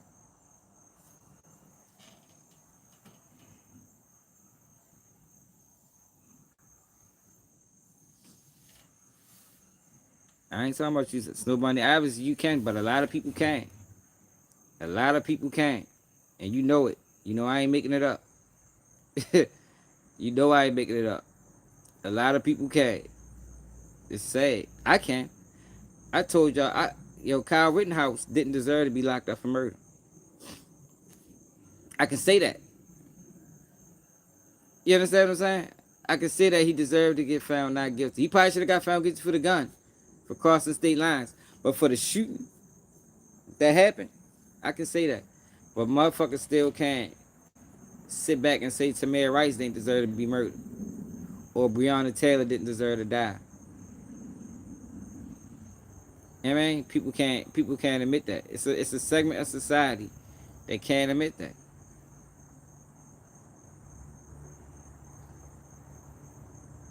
You know what I mean? Oh, bitch, man, I try this thing, man. I'm gonna slap the shit out you. Oh, good. That's all I be trying. That's all I've been trying to do, man. Yeah, there's really no explaining to closed-minded people. You know, the people that want to get it, they're gonna get it. The people that don't. Continue living in the bubble. Continue living a lie. You know, people like living a lie, man. Like I said, I just realized that by being on the internet. I thought people respect the truth. People don't respect truth, man. All right, Sean, appreciate it. People respect lies. People want you to reinforce what they believe, you know, stereotypes. Yo, how many times people come in here and be like, well, you gotta get a job and go take care of your kids. Yo, that's all stereotypes. It's not reality, man. And the crazy thing about it is most of these people that talk like that, they don't even know nobody black. You feel me? They don't know nobody black. They ain't got no black friends. They ain't had no experience bad with a black person. They just going off of what they see on media. What they, you know what I mean? Watched in a movie. They don't got no history and no bad dealings with a black person. That shit is crazy. Yeah, but make sure I hit that like button. Make sure I subscribe to the channel. Make sure I hit the Cash App. Hey, Cody, you need to hit the Cash App, Cody, because your motherfucking ass been talking shit the whole time. Cash App Baltimore swag, man. Is in the side continues. Yeah, I'm off today, y'all, so we gonna go live again. I gotta ready to go get my kids from school. I gotta get my kids from school for real. I bet you don't want to hit the Cash App. Yeah, man. The next live, Cody. If I see you again and you hit the Cash App, I'm gonna put you on ice, man. Straight up. But I appreciate everybody, man. Everybody that tapped and everybody that always support. It's another day of Keeping G News. I'm out.